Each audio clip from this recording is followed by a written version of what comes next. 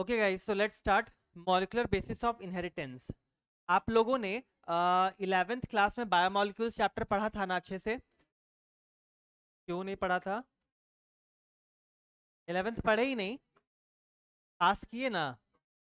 बिना पास के 12th आ गए?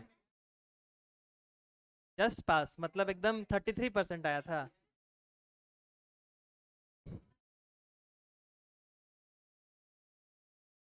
चलो, अगर अगर 11th क्लास थोड़ा वीक है ना तो यहाँ पे थोड़ा प्रॉब्लम आएगा। कितने बच्चों को बायोमॉलिक्यूल्स चैप्टर बिल्कुल भी नहीं आता? ओ माय, बिल्कुल भी नहीं आता? फिर तो दिक्कत है। अच्छा ठीक है, चलो कोई बात नहीं। देखते हैं, कोशिश करते हैं कहाँ तक हील कर पाएंगे। आप मतलब बेसिक चीजें तो जानते होगे ना बच्चे कि प्रोटीन जो होता है वो किस चीज का बना होता है? एमिनो एसिड का जानते तो हो। न्यूक्लिक एसिड के कोई एग्जाम्पल बता सकते हो? न्यूक्लिक एसिड जानते तो हो। अच्छा, न्यूक्लियोटाइड और न्यूक्लियोसाइड जानते हो? जानते हो ना? बेसिक बेसिक चीजें नहीं जानते हो? नहीं जानते हो तो ठीक है, सुना सुना लग रहा है। अच्छा ठीक है, कोई बात नहीं, कोशिश करते हैं कि वो सभी चीजें कवर हो जाएं, वैसा कोई प्रॉब्लम ना रहे। तो मॉलिक्यूलर बेसिस ऑफ इनहेरिटेंस कुछ नहीं, इसको हम लोग बायोमॉलिक्यूल्स 2 के नाम से भी बुला सकते हैं। ठीक है, चलिए। अभी हमारे पास ऑफिशियली कितने लेक्चर बाकी हैं? कोई किसी को कैलकुलेशन है? मतलब हम लोग का कब एग्जाम होने वाला है? 9 जुलाई को ना? और अभी हो रहा है कितना? 23 है ना? तो इस बीच हर वीक हमें कितना, 2 लेक्चर ही मिलता है ना? तो ऑलमोस्ट 5 लेक्चर हमें ऐसे मिल जाएगा। मुझे चाहिए 9 लेक्चर को कंप्लीट करने के लिए। तो 5 3 3 एक्स्ट्रा क्लास आ जाओगे? आ जाओगे ना? तीन तीन तीन लगभग एक्स्ट्रा क्लास आ जाना। ठीक है, हो जाएगा कंप्लीट। मैं कोशिश करूंगा ना, कोशिश क्या, मेरा यही पूरा मोटो रहेगा कि सिलेबस तो चलो कंप्लीट करना है, बट मैं कहीं पर भी आपको फास्ट नहीं पढ़ाना चाहता हूँ या फिर कहीं पे जंप नहीं करना चाहते। आराम से स्लो स्लो पढ़ेंगे तो हो सकता है कि एक आध लेक्चर एक्स्ट्रा आना पड़ जाए आपको एक्स्ट्रा क्लास के लिए, लेकिन आना जरूर, क्योंकि कोई टॉपिक छूटेगा नहीं। ठीक है, ऐसे में फिर फायदा नहीं है कि आपको मैं फास्ट फास्ट पढ़ा दूं और कहीं पे कुछ लैग रह जाए, समझ में ना आए। ठीक है, तो आराम से स्लो स्लो पढ़ेंगे और चीजों को समझ के पढ़ेंगे। चलो, तो देखो बच्चे, सबसे पहले तो हम बात करेंगे कि ये चैप्टर क्या है, किसके बारे में बात करता है। मतलब इस चैप्टर में हमें जनरली जो बातें करनी है वो बस एमिनो एसिड से बना हुआ प्रोटीन का। अगर आप एमिनो एसिड को क्लास 11 में समझ चुके थे तो बहुत यहाँ पे आसानी से समझ जाओगे। हम इस प्रोटीन को जानेंगे। अगर आपको न्यूक्लियोटाइड, और लिखना मत अभी कुछ भी, न्यूक्लियोटाइड प्लस न्यूक्लियोसाइड का नॉलेज था तो आपको यहाँ पे मैं डीएनए या आरएनए बताने में बहुत इजी होगा मुझे। ठीक है, ये चीजें हो गई। इसके अलावा अगर हम बात करेंगे तो बोलेंगे कार्बोहाइड्रेट, आप जानते ही होंगे कार्बोहाइड्रेट वगैरह। ठीक है, तो कार्बोहाइड्रेट से बनी हुई कुछ चीजें, जैसे कि हम लोग बात कर लेंगे कि एंजाइम्स होते हैं। प्रोटीन आप जानते होगे ना कि प्रोटीन जो होते हैं वो एंजाइम्स मतलब भी बनाते हैं। प्रोटीन के 2-3 टाइप होते हैं, 1 डिग्री, 2 डिग्री, 3 डिग्री, 4 डिग्री। इतना डिटेल नहीं गए थे 11th क्लास में? चलो कोई बात नहीं, मैं समझ गया। कोई बात नहीं, मतलब थोड़ा सा ये सब चीजें ना 11th क्लास से ही पढ़ के आते हैं बच्चे तो ठीक रहता है, लेकिन ठीक है कोई बात नहीं। नेक्स्ट वन है न्यूक्लिक एसिड, जिसके बारे में मैंने बताया आपको कि आज बताऊंगा। इसी चीज को एक्सप्लेन करने वाले, मतलब डीएनए की डिस्कवरी किसने की थी, चरगाव्स रूल क्या होता है, हम लोग को ये सब आज प्रैक्टिस करना है, ये जानना है। ठीक है, तो आइए इनके बारे में जानते हैं। सबसे पहले अगर हम बात करेंगे तो बहुत ही बेसिक सा एक बात है, और वो क्या है? न्यूक्लिक एसिड मतलब डीएनए या RNA are the building block of genetic material. देखो बच्चों, बहुत लंबे समय तक ना ये डिबेट चलता रहा कि हमारे बॉडी में वो कौन सा कंपोनेंट है जो कि पेरेंट से प्रोजेनी तक मैसेज को लेके आता है। मतलब हम चाहे कुछ भी हो लेकिन अपने मम्मा और पापा की तरह दिखते हैं ना, उनका कॉम्बिनेशन ही तो है ना। मतलब नोज पापा की तरह, आईज मम्मा की तरह, जेनेटिक्स में पढ़ा तुमने, है ना?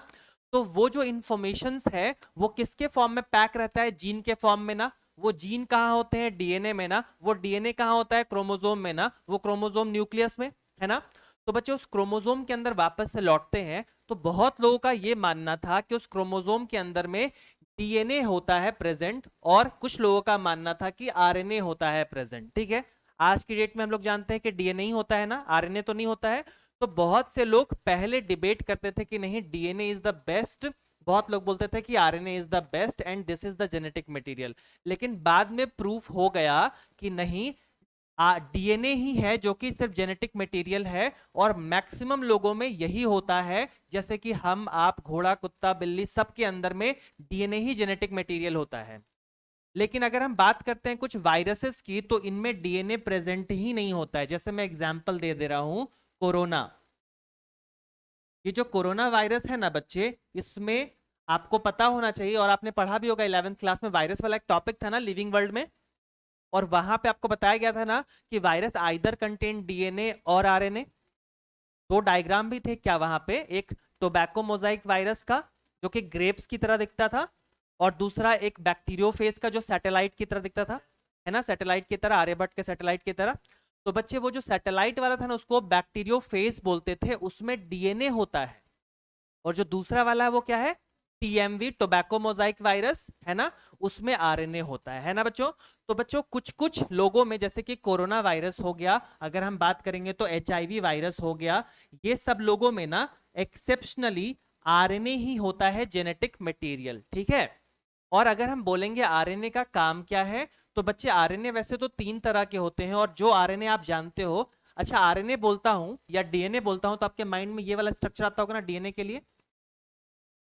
और अगर हम आरएनए बोलेंगे तो क्या यही स्ट्रक्चर सिंगल स्ट्रैंडेड में आता है क्या? लेकिन आपको पता होना चाहिए, ये अधूरा नॉलेज है। ऐसे ऐसे लगभग और 2 आरएनए होते हैं। आरएनए के टोटल टाइप होते हैं, वैसे तो मैं आगे बताऊंगा, लेकिन फिर भी यहां बता दे रहा हूं शॉर्ट में। एक होता है एमआरएनए, इसका फुल फॉर्म होता है मैसेंजर आरएनए। दूसरा होता है टीआरएनए, ये लौंग के पत्ते की तरह दिखाई देता है, आपको इसी चैप्टर में पढ़ाऊंगा। लौंग का पत्ता कुछ इस तरीके से होता है, लौंग का पत्ता, क्लोवर, ठीक है, कुछ इस तरीके का होता है। और एक और बच जाता है, उसका नाम है, इसका फुल फॉर्म राइबोसोमल आरएनए, ठीक है, राइबोसोम के अंदर ये पाया जाता है, ठीक है। तो हम जिस आरएनए की इस चैप्टर में बात करेंगे, वैसे तो तीनों के बारे में बात करेंगे, लेकिन हम जिस चीज को ज्यादा फोकस में रखेंगे वो एमआरएनए होगा, ठीक है बच्चों, ठीक है ना। चलिए, तो हम लोगों ने ये जाना कि इस चैप्टर में सबसे पहले हम न्यूक्लिक एसिड से शुरुआत कर रहे हैं, जिसमें हम डीएनए आरएनए को जानेंगे। डीएनए को जेनेटिक मटेरियल माना गया है, और इस चीज को प्रूव करने के लिए ग्रिफिथ नाम के एक एक्सपेरिमेंट हुआ था। ग्रिफिथ नाम के एक साइंटिस्ट ने एक्सपेरिमेंट किया था चूहे पे। जानते हो क्या आप लोग ग्रिफिथ का एक्सपेरिमेंट? चूहे पे किया था, आर स्ट्रेन एस स्ट्रेन वाला, है ना। तो उसके बारे में भी डिटेल में यही बताऊंगा नेक्स्ट लेक्चर में। तो वो रैट पे एक्सपेरिमेंट हुआ था, और प्रूफ हो गया था कि डीएनए ही जेनेटिक मटेरियल है। आरएनए भी जेनेटिक मटेरियल होता है, लेकिन कुछ कुछ वायरसेस में। एग्जाम्पल क्या है बच्चों? कोरोना, एचआईवी और टोबैको मोजाइक वायरस, ठीक है। वहीं पे अगर हम बात करेंगे कुछ अदर वायरसेस की, तो किसी भी डबल स्टैंडर्ड का नाम बताओ, जो virus containing double standard DNA, बताओ। अभी बताया था, डबल स्टैंडर्ड डीएनए रखने वाले कौन, किसी बैक्टीरिया को जानते हो? बैक्टीरियोफेज, बिल्कुल सही, बैक्टीरियोफेज हो गया, पोलियोमाइलाइटिस हो गया, बहुत सारे, ठीक है। चलिए आगे, इस चीज को नोट कर लो बच्चों, जो मैंने लिखा है बस उसको नोट करो। जेनेटिक मटेरियल का मतलब क्या, कोई पूछ रहा है क्या मतलब उसका? जेनेटिक मटेरियल का मतलब, वही मैंने बताया कि जेनेटिक मटेरियल का मतलब, जेनेटिक्स जानते हो, वहीं से आया है जेनेटिक मटेरियल। मतलब वो कौन सी चीज है जो कि माँ बाप से इंफॉर्मेशन को लेके बच्चे तक पहुंचता है। क्या वो आरएनए? नहीं। क्या वो डीएनए? हाँ। जेनेटिक मटेरियल जो कि एक जनरेशन से दूसरे जनरेशन, दूसरे से तीसरे जनरेशन ट्रांसफर हो रहा है। मतलब वो जो टॉलनेस, वो जो कलर ऑफ फ्लावर, ये सबको इंफॉर्मेशन को लेके आ रहा था, F0 से F1, F1 से F2, कौन था? डीएनए था।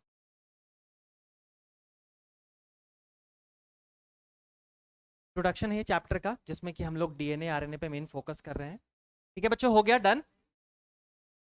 लिख लो आराम से, लिखो, कोई बात नहीं है, हड़बड़ी बिल्कुल भी नहीं है, समझना है चैप्टर को, मेन मुद्दा ये है। और इस चैप्टर में भी जेनेटिक्स की तरह ही आपको बहुत सारे क्वेश्चंस करवाऊंगा, वो भी मतलब न्यूमेरिकल बेस्ड।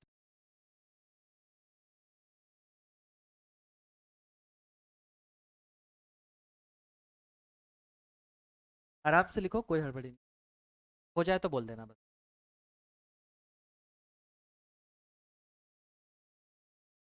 डन?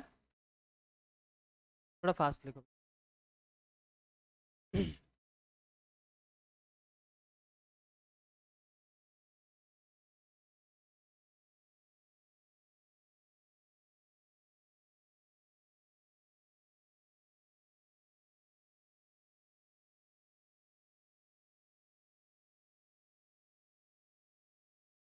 हो गया ना? इतना स्लो? 4 स्टेटमेंट लिखना है, उसको भी तुम इतना स्लो कर रहे हो। जल्दी जल्दी, फास्ट फास्ट बच्चों।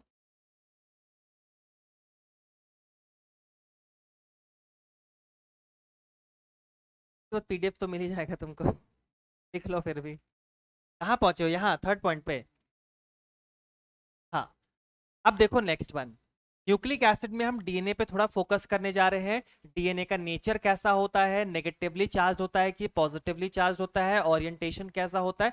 मतलब आज की क्लास में हम लोग का एक मुद्दा ये होना चाहिए, या एक बात ये समझ में आनी चाहिए कि आज हम घर जाएंगे तो डीएनए के बारे में पूरा समझ करके जाएंगे, ठीक है। डीएनए का हर एक कोना, डीएनए में ये फास्फोरस यहीं पे क्यों है, ये क्या कहलाता है, ये यहाँ पे क्यों है, हर एक चीज को आज डिटेल में खंगालने वाले हैं हम लोग, ठीक है। तो देखो सबसे पहले, polynucleotides are the polymer of nucleotide. नाम में ही छुपा हुआ है बच्चे, न्यूक्लियोटाइड आप जानते हो क्या? और अगर नहीं जानते हो तो अभी बताऊंगा। अगर ऐसे ही एक नहीं, दो नहीं, तीन नहीं, अगर हम 10-10 न्यूक्लियोटाइड को लेके चले तो क्या ये वर्ड यूज कर सकते हैं, पॉली, है ना। तो वही बोला जा रहा है कि पॉलीन्यूक्लियोटाइड जो है वो कुछ नहीं है, बस पॉलीमर है न्यूक्लियोटाइड्स का।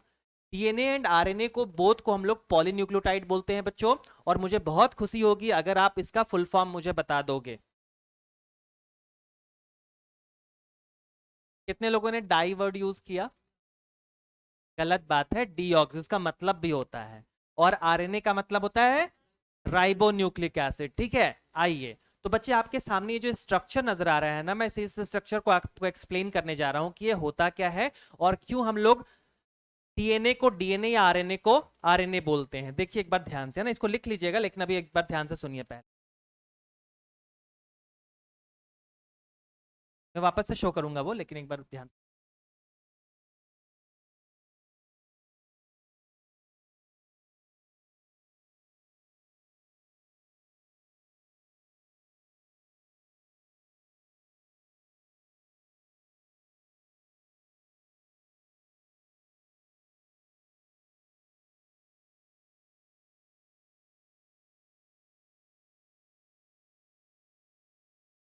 अभी नोट मत करना इसको, है ना।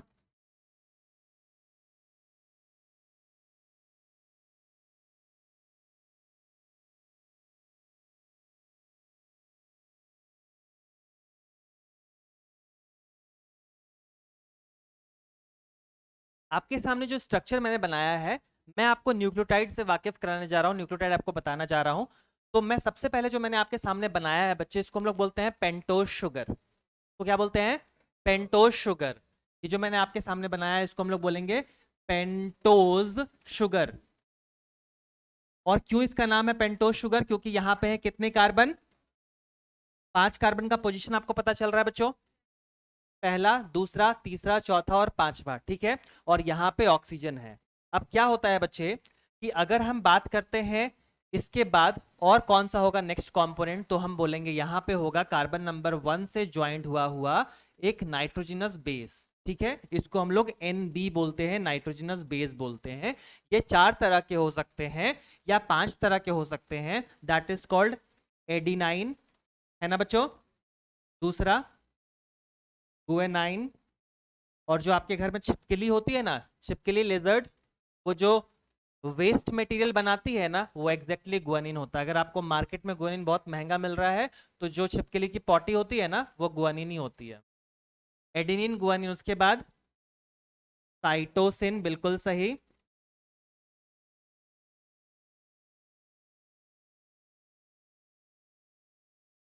Next one is thymine. और एक होता है बच्चे कुछ, उसका नाम क्या होता है? यूरेसिल, है ना। यूरेसिल बोलते हैं इसको। तो ध्यान से समझो इस चीज को। नाइट्रोजनस बेस ये जो होते हैं वो 5 तरह के हो सकते हैं, एडेनिन, गुआनिन, साइटोसिन, थाइमीन। और यूरेसिल जो है बच्चे, ये आपको स्पेशली सिर्फ और सिर्फ आरएनए में मिलेगा। बाकी सब के सब आपको आरएनए प्लस डीएनए में, या हम बोल सकते हैं ये वाला स्पेसिफिकली सिर्फ और सिर्फ डीएनए में मिलेगा। और ये जो तीनों आपके सामने हैं वो डीएनए प्लस प्लस आरएनए दोनों में ही मिलेंगे, मतलब डीएनए या स्लैश आरएनए दोनों में ही मिलेंगे। लिखना अभी कुछ भी नहीं है, बस समझना है। सब कुछ मैंने ऑर्डर्ड फॉर्म में रखा हुआ है, आपको जहां लिखवाना है वहां मैं लिखवाऊंगा। बट अभी मैं आपको बताना चाह रहा हूं क्या, न्यूक्लियोटाइड।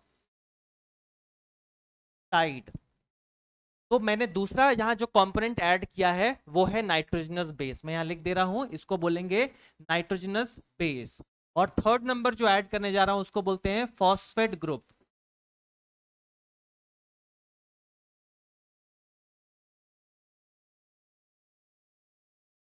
Phosphate group.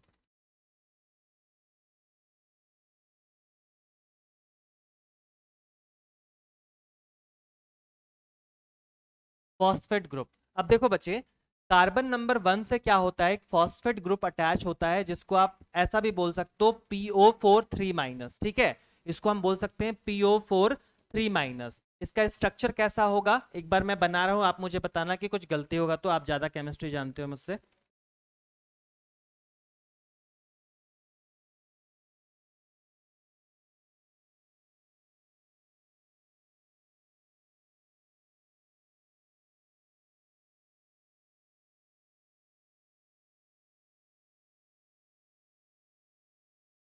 PO4 3-।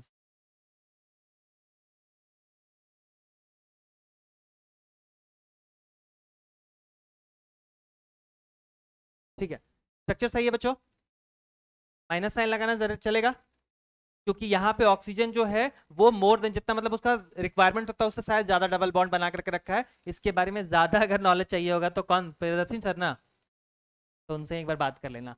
चलो, PO4 3-। यहाँ पे बच्चे ये जो ऑक्सीजन आपको दिख रहा है ना, ये ऑक्सीजन को दो बॉन्ड चाहिए होगा ना, और ये ऑक्सीजन दो बॉन्ड बनाएगा, जो दूसरा बॉन्ड बनाएगा बच्चे वो कार्बन नंबर 5 के साथ बनाएगा। चलेगा, समझ में आया? तो चलिए ये क्या हो जाएगा मैं आपको पूरा डिटेल में बता के दिखा रहा हूँ। यहाँ पे कार्बन नंबर 5 के साथ में यहाँ पे ऑक्सीजन बॉन्ड मैंने अटैच किया, ये जो है वो फास्फोरस से अटैच है, और ये फास्फोरस बाकी के 3 ऑक्सीजन से अटैच है जिसमें माइनस चार्ज होता है। तो मुझे बताओ कि डीएनए जो है वो पॉजिटिवली चार्ज होगा कि नेगेटिवली चार्ज होगा, क्योंकि आपको पता है यहाँ पे 3 माइनस है ना, याद रहेगा। दूसरी बात, एक न्यूक्लियोसाइड जो होता है वो कौन कौन सा होता है, इनमें से किसको किसको ऐड करेंगे तो न्यूक्लियोसाइड बनेगा? सिर्फ नाइट्रोजनस बेस, इसको सॉरी पेंटोस शुगर को और नाइट्रोजनस बेस को, मतलब इन दोनों को ऐड करोगे ना बच्चे, इन दोनों को ऐड करोगे आप तो इससे बनता है न्यूक्लियोसाइड।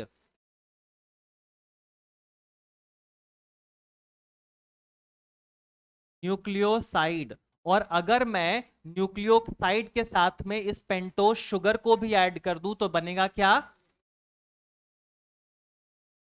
न्यूक्लियोटाइड। देखो बच्चे, अल्फाबेटिकली एस पहले आता है ना और टी बाद में आता है ना, एबीसीडी में एस पहले आता है टी बाद में आता है ना, तो समझ जाओ कि एस छोटा होता है टी बड़ा होता है, तो दो लोग को मिलाएंगे तो साइड, तीन लोगों को मिलाएंगे तो टाइड, याद रहेगा। ठीक है, तो अगर मैं आपके सामने जो पिक्चर आपको डायग्राम पूरा का पूरा नजर आ रहा है बच्चे आपके स्क्रीन पे, अगर पूरा का पूरा बोलूं तो न्यूक्लियोटाइड है कि न्यूक्लियोसाइड? अब मुझे बताओ कि न्यूक्लियोटाइड जो है उसमें कैसा चार्ज होगा, नेगेटिव की पॉजिटिव की न्यूट्रल? अगर हम न्यूक्लियोसाइड की बात करेंगे तो उसमें कैसा चार्ज होगा, पॉजिटिव के नेगेटिव के न्यूट्रल? न्यूट्रल ना, कहीं पॉजिटिव दिखता है क्या इन दोनों में? यहाँ पे नेगेटिव है ना, तो अगर मैं इसको हटा दूं तो ये दोनों क्या कहलाएगा, न्यूक्लियोसाइड ना, और वो दोनों न्यूट्रल है ना। लेकिन अगर कलेक्टिवली तीनों को बोले तो पूरा का पूरा जो पेंटोस शुगर है, पूरा का पूरा जो न्यूक्लियोटाइड है, वो समझ में आया सबको, आया ना? आया सबको समझ में? ठीक है, चलो, क्योंकि इससे ही हमारा पूरा का पूरा लेक्चर इसी पे बेस्ड होगा। सबको क्लियर हो गया ना ये चीज? चलिए आइए, अब यही चीज बच्चे यहाँ पे पूरा का पूरा लाइन से अरेंज किया गया है। न्यूक्लियोटाइड नंबर 1, ये है 2, ये है 3 और ये है 4। तो अगर मेरे पास एक से ज्यादा न्यूक्लियोटाइड है तो क्या इसके लिए मैं वर्ड यूज कर सकता हूं? क्या है वर्ड? पॉलीन्यूक्लियोटाइड। चलिए इस चीज को नोट कीजिए, दो लाइन को नोट करना है और ये न्यूक्लियोटाइड का डायग्राम बनाना है, लेकिन ये वाला नहीं जो मैंने अभी बनाया था आपके साथ। दोनों को लिखो जल्दी से। हो गया?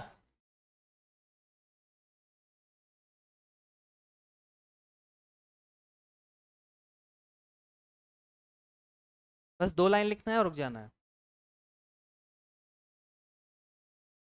डायग्राम जो बनाया था।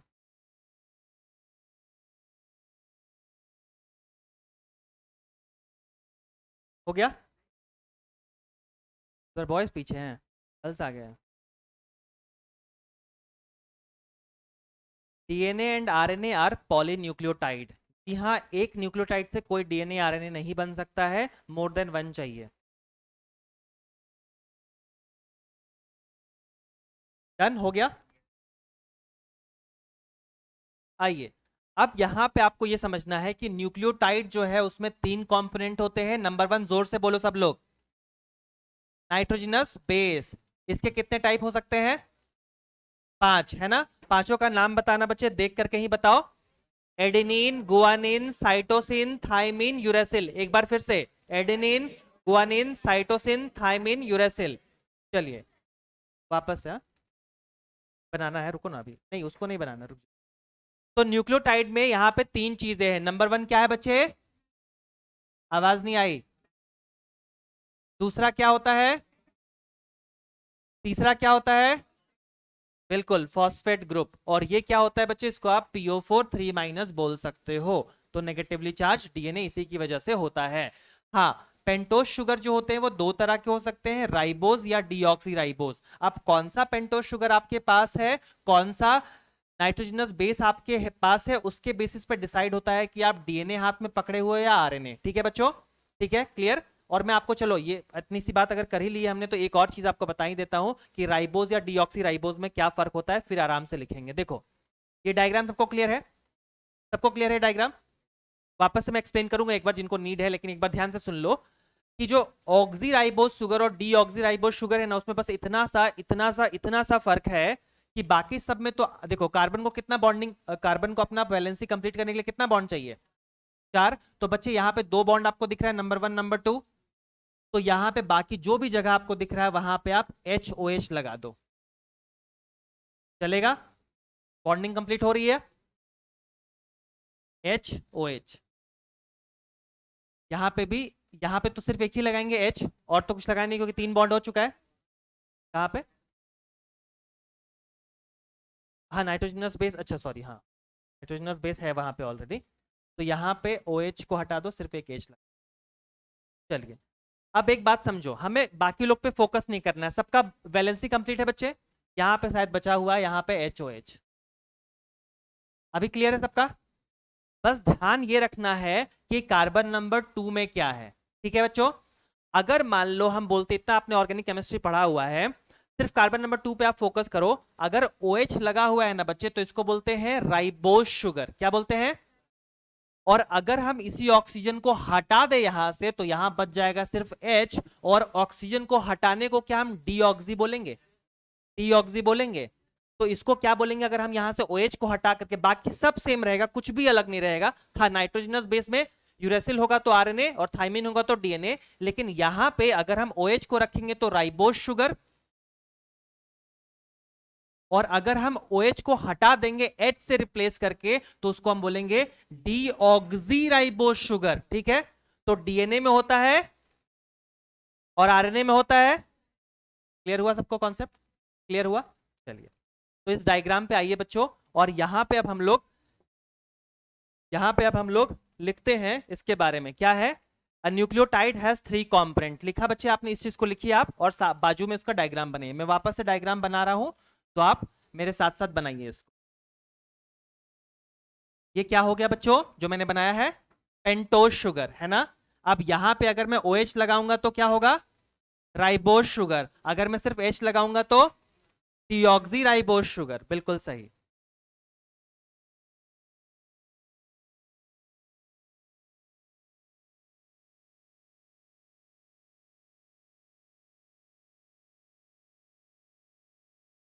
डन बच्चों? उसको लिख लो, उसको लिख लो, और इसको साथ में बनाओ।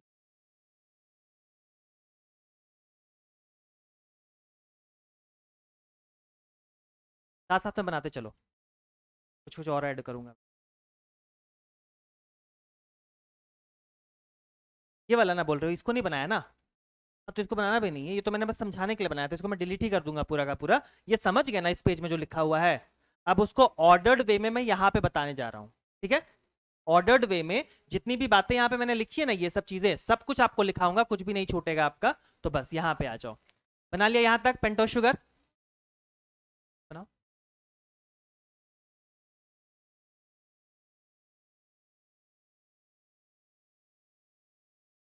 1 के साथ ही क्यों रहता है? बच्चे, क्यों रहता है उसका तो आंसर नहीं है। ऐसा रहता है उसको हम पढ़ रहे हैं, मतलब ऐसा ऑर्गेनिज्म में पाया गया, हम उसको ऑब्जर्व करके पढ़ रहे हैं। फोटोसिंथेसिस से क्यों होता है, रेस्पिरेशन क्यों नहीं होता है प्लांट में, ठीक है ना। बनने को कुछ भी हो सकता है, बहुत सारे, वो बहुत वास्ट पढ़ाई हो जाएगा। वो होता है, हम उसको स्टडी करेंगे, that is in our syllabus. चलिए, यहाँ पे मुझे बताइए कि नाइट्रोजनस बेस में को कहाँ से ऐड करें, कौन से कार्बन से कनेक्ट करें। और बच्चे, इस बॉन्ड को नाम देते हैं हम लोग एन ग्लाइकोसिडिक बॉन्ड। बॉन्ड का नाम पूछे। चलिए, कार्बन नंबर 5 के साथ में कुछ अटैच होता है क्या, ऑक्सीजन, देन फॉस्फेट ग्रुप, यानी कि डबल बॉन्ड ऑक्सीजन, यहाँ पे डबल बॉन्ड, यहाँ पे डबल बॉन्ड, और ये तीनों में माइनस का साइन। बच्चे, ये जो आपके सामने बॉन्ड दिख रहा है ना आपको,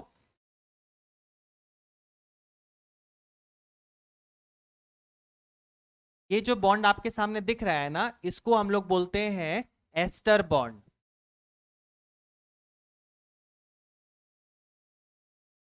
ये भी है एस्टर बॉन्ड। और अगर इसको कोई साथ में पूछे तो क्या हम इसको डाइएस्टर बोल सकते हैं, इसीलिए डाइएस्टर बॉन्ड बोलना। एस्टर बॉन्ड मैंने दोनों साइड बना दिया है। और बाकी कोई बॉन्ड बताने की जरूरत है क्या मुझे, कार्बन कार्बन के बीच में ये बॉन्ड क्या कहलाएगा, बोलो। कोवैलेंट बॉन्ड ना, कोवैलेंट बॉन्ड होता है ना इसके बीच में, तो वो मैं नहीं लिखूं चलेगा ना, तो आप जानते ही हो। तो जो पूछने वाला है, जो नीट में पूछेगा, वो है इस बॉन्ड के बारे में, वो भी जानता है कि बच्चा सब जानता है कि कोवैलेंट बॉन्ड कहाँ रहता है, कोऑर्डिनेट बॉन्ड कहाँ होता है, आयनिक बॉन्ड कहाँ पे होता है। तो वो आपसे नहीं पूछेगा, आपसे बस ये पूछेगा कि बताओ इस जगह पे कौन सा बॉन्ड होता है, इस जगह पे कौन सा बॉन्ड होता है, याद रहेगा। कहाँ पे, C2 में क्या बोल रहे हो, OH, OH क्या बोल रहे हो, ये कौन सा बॉन्ड है ऐसा, ये राइबोस है कि डीऑक्सी राइबोस, ऐसा पूछ रहे हो। अगर OH होगा तो ऑक्सीजन तो हटा नहीं है, तो डीऑक्सी टर्म तो यूज करेंगे नहीं, तो क्या यूज करेंगे,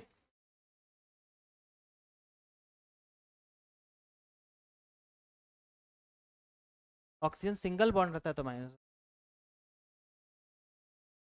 हो जाएगा, प्लस साइन आ जाएगा ना। अच्छा हाँ ठीक है।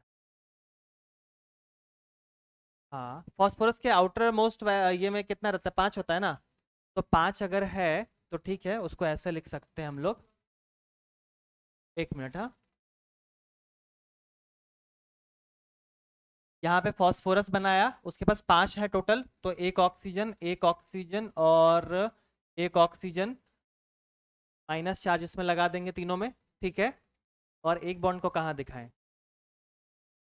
जहाँ 4 ही हुआ ना, एक बॉन्ड और कहाँ पे दिखाएं, हाँ, बताओ, तुम ही लोग केमिस्ट्री पढ़ते हो थोड़ा सा, यहाँ पे और कहाँ पे, ठीक है, 3 ऑक्सीजन के साथ तो हो गया, एक और कहाँ पे, लोन पेयर भी नहीं दिखा सकते हैं इसमें अलग से। चलो ठीक है, फिलहाल तुम इसको लिख लो, मैं देख लेता हूँ, अभी स्ट्राइक कर जाएगा माइंड में तो मैं लिखवा दूंगा। यहाँ तक लिख लो, ठीक है, हो गया सबका, डन। चलिए, तो बच्चे, एक न्यूक्लियोटाइड में 3 कंपोनेंट होते हैं, नाइट्रोजनस बेस होता है, पेंटोज शुगर होता है, और फॉस्फेट ग्रुप होता है, ठीक है। चलिए, अब आगे बढ़ते हैं। अगर हम बात करते हैं तो बोलेंगे नाइट्रोजनस बेस भी 2 तरह के होते हैं, दैट इज कॉल्ड प्यूरिन, और दूसरा होता है पायरिमिडीन। प्यूरिन की बात करेंगे तो बोलेंगे एडेनिन और गुआनिन इसके एग्जाम्पल है, और बाकी तीनों जो एग्जाम्पल है वो है साइटोसिन, थाइमिन और यूरेसिल का। अब इनका मतलब सिर्फ यहाँ पे ये है कि इसका स्ट्रक्चर हम जान ले कि स्ट्रक्चर कैसा होता है, उस चीज को जानना है। चलिए,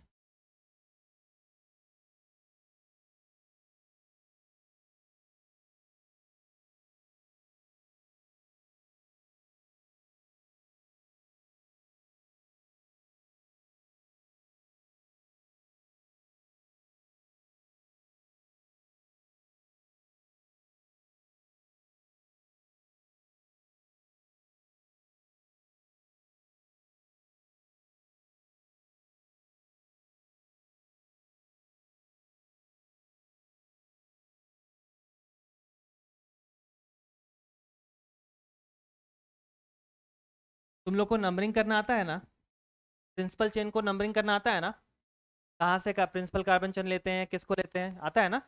चलो, तो अच्छी बात है। 11th क्लास में ही पढ़ा होगा ना शायद ये नंबरिंग वाला।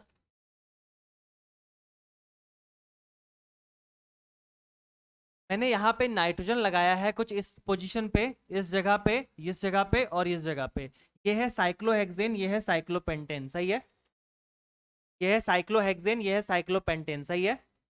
मैंने नाइट्रोजन लगाया, आपको नंबरिंग करना है ना, बस नंबरिंग बताओ कि नाइट्रोजन जो है वो किस किस पोजीशन पे है, ये आपको बताना है इन दोनों जगहों पे।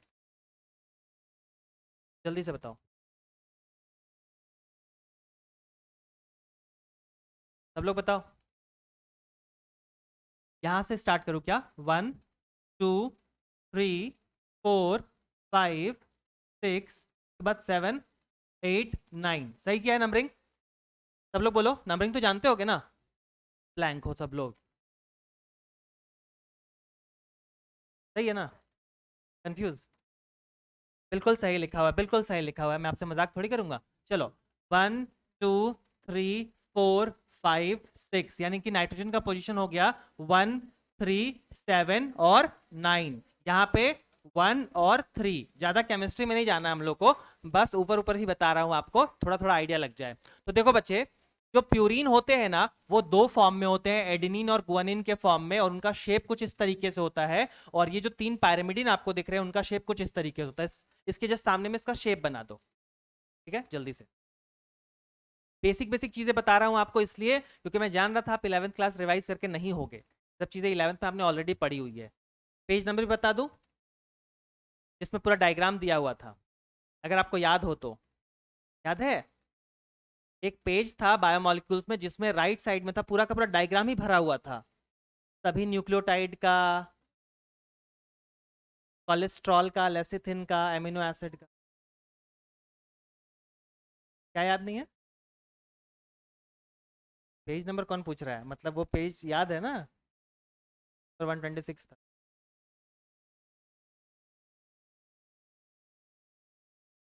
याद रहता है। चलिए, हो गया डन बच्चों। नाइट्रोजनस बेस जो है, जो आपने पढ़ा अभी, मैंने उस पेज में भी लिखाया था आपको कि adenine guanine cytosine thymine uracil होते हैं, जिसमें कि यूरेसिल हमेशा और हमेशा कहाँ मिलेगा? जल्दी बोलो। यूरेसिल हमेशा और हमेशा किसके साथ मिलेगा? बिल्कुल सही, आरएनए के साथ में। और अगर हमको डीएनए में ढूंढना है तो डीएनए में हमेशा और हमेशा क्या मिलेगा? थाइमीन।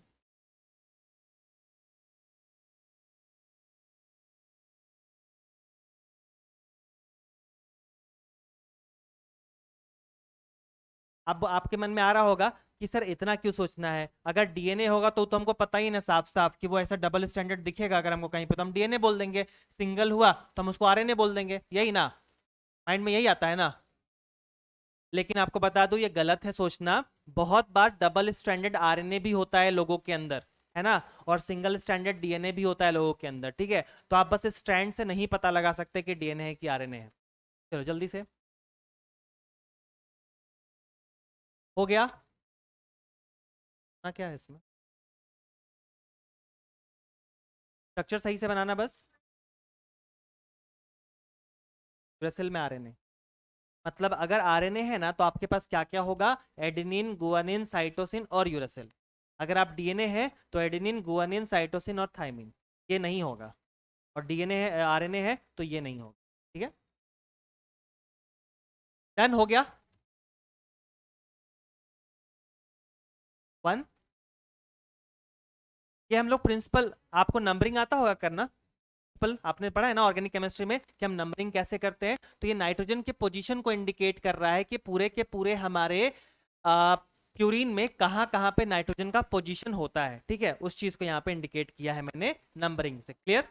नाइट्रोजन का एलिमेंट यहाँ लगा हुआ है, राइट, है ना? बाकी जगह पे जहां नहीं दिख रहा वहां पे क्या होगा बच्चों? क्या होगा? Carbon, obviously. अगर मैं यहाँ ऐसे लिखता हूँ, मेरा नाम जो है अभिलाष आर्यन, अगर मैं इस तरीके से लिखता हूं तो इसमें कितने कार्बन है?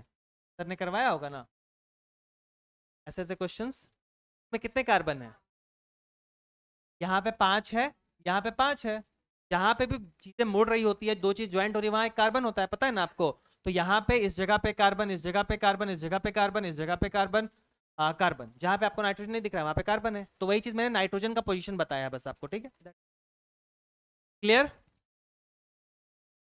चलिए, नेक्स्ट वन, थोड़ी थोड़ी बेसिक बातें आपको बता रहा हूं. इन RNA each nucleotide has an additional OH group at the second position of the ribose. समझ में आया सबको ये स्टेटमेंट? राइबोज शुगर जो होता है उसके सेकेंड पोजीशन में आपको हमेशा और हमेशा कोई एक ग्रुप नजर आता है. उसका नाम क्या होगा? कौन सा ग्रुप होगा? OH group. और इसकी वजह से हम शुगर को नाम क्या देंगे? क्या नाम देंगे? Ribose sugar. अगर इसी जगह पे वो डीएनए होगा तो ओएच की जगह पे क्या होगा बच्चों? बिल्कुल सही. Now two nucleotides are linked through 3-5- phosphodiester bond to form dinucleotide. इसका मतलब समझ में आया सबको? नहीं आया? इसको एक बार ध्यान से देखो, इस वाला डायग्राम को. ये आपको पॉलीन्यूक्लियोटाइड दिख रहा है बच्चों? यहाँ पे ये एक न्यूक्लियोटाइड है ये वाला, और ये दूसरा है. हाँ या ना? अब मुझे एक बात बताओ कि जब हम यहाँ पे आपके सामने न्यूक्लियोटाइड बना रहे हैं तो ये न्यूक्लियोटाइड उस न्यूक्लियोटाइड से जुड़ा हुआ है अपने किस कार्बन से? सोचो.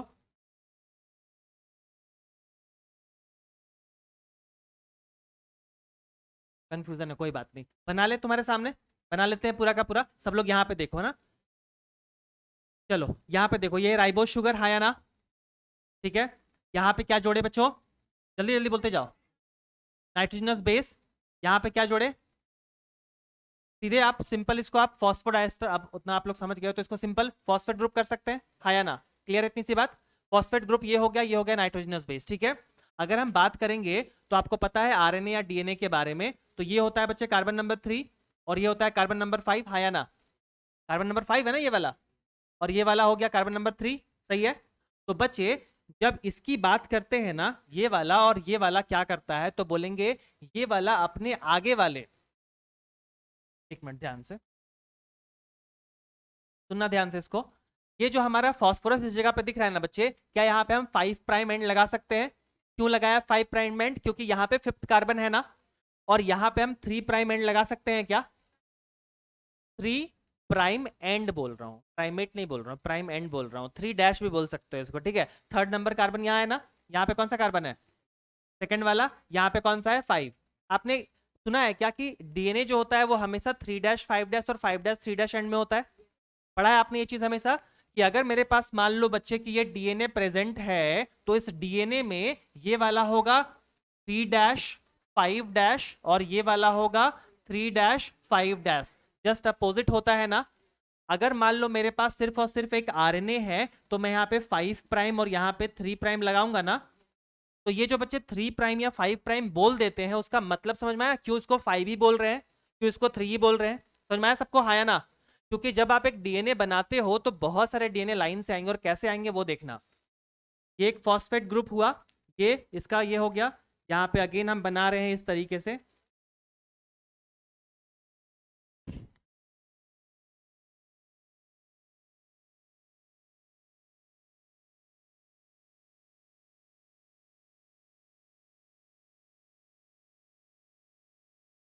ये हो गया नाइट्रोजनस बेस. अब तुम ध्यान से देखो, ध्यान से समझो इन सब चीजों को, पहले भी पढ़े हुए तुम. यहाँ पे ध्यान से देखो बच्चे, तो ये वाला 3' एंड है, हाँ या ना? ये वाला 5' एंड है, हाँ या ना? एक नाइट्रोजनस सॉरी एक न्यूक्लियोटाइड दूसरे न्यूक्लियोटाइड से जुड़ा हुआ है, कहां से? फॉस्फेट ग्रुप से ना. इन दोनों बॉन्ड को क्या बोलते हैं कलेक्टिवली? डाइएस्टर बोल सकते हैं ना, अभी बताया था आपको. डाइएस्टर बॉन्ड बोल सकते हैं ना. ये वाला एन ग्लाइकोसिडिक बॉन्ड होता है ना. और अगर हम बात करेंगे दो न्यूक्लियोटाइड, फाइनली दो न्यूक्लियोटाइड आपस में किससे जुड़े होते हैं? फॉस्फोडाइएस्टर से. क्योंकि फॉस्फोरस है और डाइएस्टर है तो कलेक्टिवली फॉस्फोडाइएस्टर बोल सकते हैं. डीएनए का आगे का हिस्सा हमेशा कैसा होता है? 5' और पीछे का हिस्सा हमेशा कैसा होता है? क्या ये बात सबको क्लियर हुई? तो यही चीज वहां पे बोलना चाह रहा है. हाँ ध्यान से सुनो इस चीज को. Two nucleotides are linked together या through 3' 5' phosphodiester bond to form dinucleotide. यहाँ पे 3' का मतलब क्या हुआ? पहला न्यूक्लियोटाइड या सेकंड न्यूक्लियोटाइड? फर्स्ट वाला. और नीचे वाला जो है वो 5' से जुड़ा रहेगा ना. आपको पता है ये मान लो अगर हमारे पास न्यूक्लियोटाइड है तो इसका ये जो पूंछ है वो 3 से लटका रहता है, और ये जो दूसरा न्यूक्लियोटाइड है इसका जो मूंछ है, मतलब इसका जो ऊपर का हिस्सा है वो 5' से जुड़ा रहता है ना. तो इसीलिए हम लोग ये स्टेटमेंट बोल रहे हैं. क्लियर है सबको? हाँ या ना? देखो जल्दी से. कौन वाला? डायग्राम मतलब तुम वापस बना लोगे, यही ना बनाना चाहते हो ना? When more nucleus are linked, it forms polynucleotide. और न्यूक्लियोटाइड होना, न्यूक्लियोटाइड। चलो लिख लो इसको जल्दी से, डायग्राम में शो कर दे रहा हूँ, डायग्राम तुम भी बना लोगे।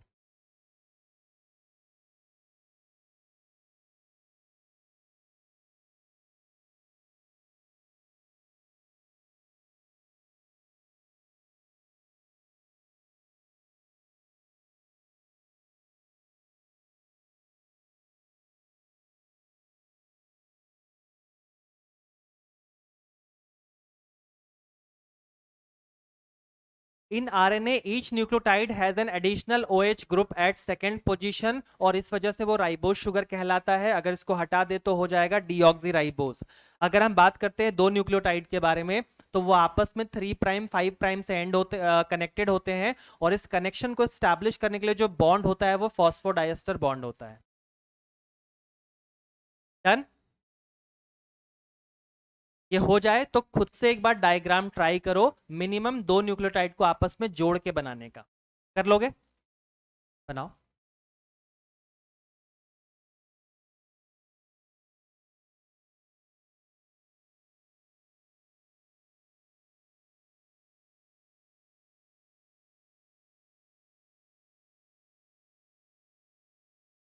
स्कूल में भी कौन सा चैप्टर चल रहा है?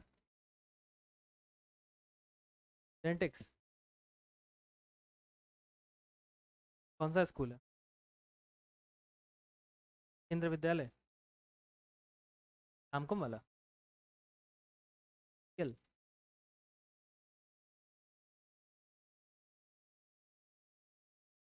तो कौन स्कूल?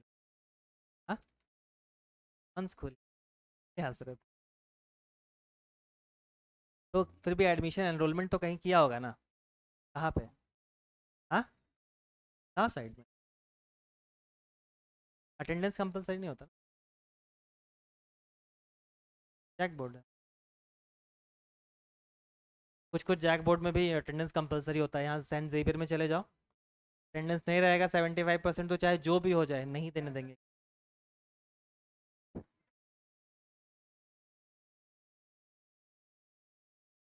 मतलब क्या बोल रही है? सब कुछ हो जाता है, हाँ तो पढ़ भी कह रही है, ऐसे ही एडमिशन ले लो नीट में, हो जाएगा।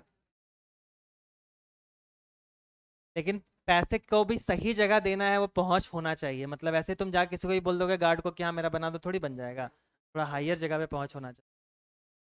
सेंट जेवियर में तो ऐसा नहीं होता था, सुने थे हम, होता है? पता नहीं, हर जगह करप्शन आ गया। चलो हो गया ये वाला डन। चलिए अब डायग्राम खुद से बनाइए तो जल्दी से, डायग्राम खुद से बनाइए जल्दी से। दो न्यूक्लियोटाइड को आपस में कनेक्ट करते हुए बॉन्ड को प्रॉपर दिखाते हुए एक बार डायग्राम बनाइए जल्दी से।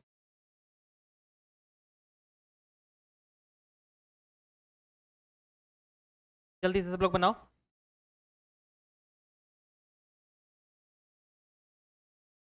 दो न्यूक्लियोटाइड को पहले बना लो और उसको आपस में कनेक्ट कर दो।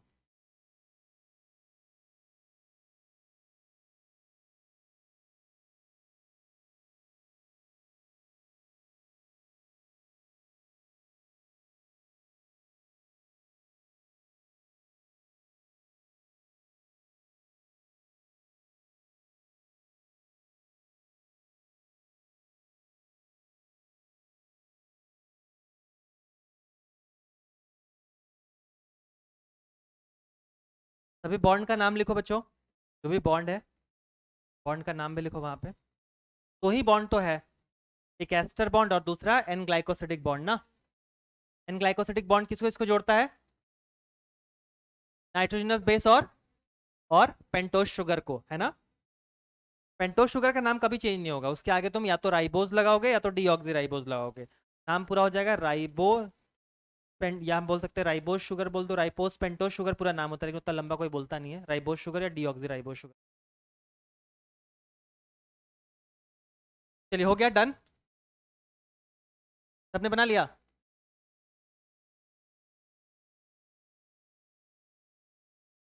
चलिए बॉन्ड का नाम लिख दिया बच्चे, ये दोनों बॉन्ड को क्या बोलेंगे collectively?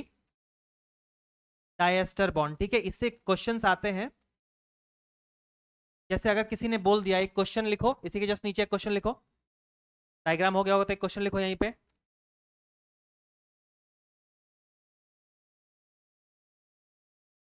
in a given DNA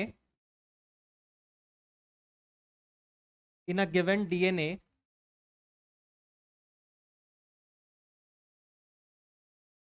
RNA in a given RNA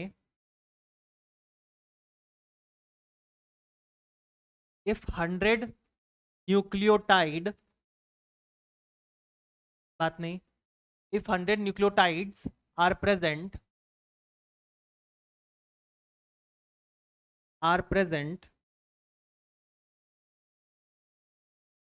then find out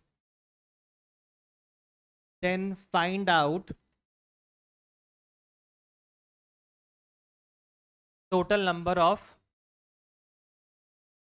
diester bond.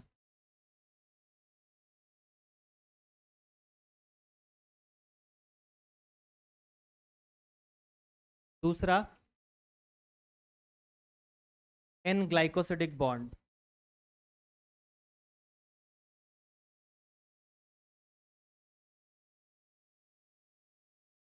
तीसरा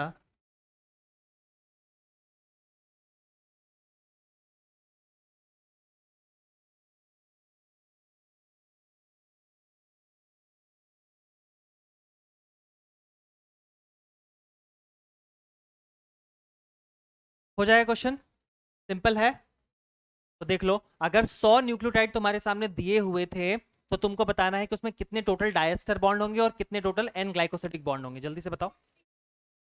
रुक जाओ रुक जाओ रुक जाओ, सबको सॉल्व करने दो, बोलो मत।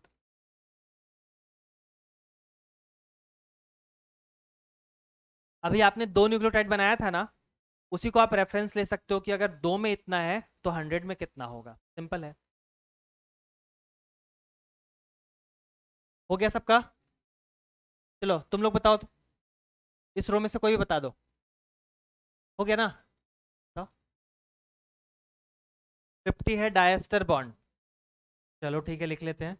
50 है डायस्टर बॉन्ड और इसका एन ग्लाइकोसिडिक बॉन्ड तुम लोग बता दो। ये है 99 और ये है 100, 98। ओके, और कुछ अलग प्रकाश डालना चाहोगे? क्लियर? चलो देख लेते हैं। डायस्टर बॉन्ड की बात करते हैं बच्चे। तो अभी हम लोग जान रहे थे कि हमने 2 बनाया था न्यूक्लियोटाइड और उसमें कितने थे टोटल डायस्टर बॉन्ड? एक था ना, एक ही था ना। और अगर हम बात करेंगे इसी के जगह पे एस्टर बॉन्ड, अगर हम एक और क्वेश्चन कर देते हैं एस्टर बॉन्ड, लेकिन इसको अभी नहीं, पहले इन दोनों को सॉल्व कर लेते हैं फिर। अगर हम डायस्टर बॉन्ड की बात करते हैं तो एक था, है ना? तो मतलब अगर हम बात करेंगे 3 न्यूक्लियोटाइड होगा, सुनो ध्यान से यहाँ पे, 3 न्यूक्लियोटाइड अगर होगा तो कितने बॉन्ड होंगे, कितने होंगे डायस्टर बॉन्ड?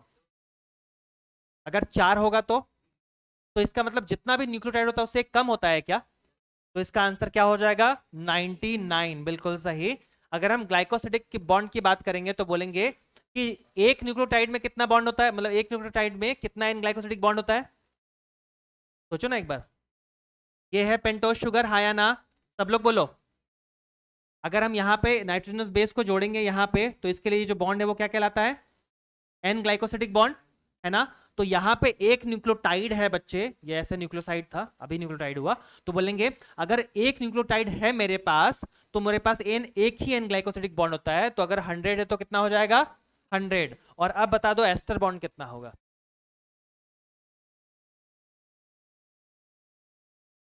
सबको सॉल्व करने का मौका दो। कितना बोल रहे हो बच्चे? बोलो, तुम ही से बोल रहा हूँ। आ गया?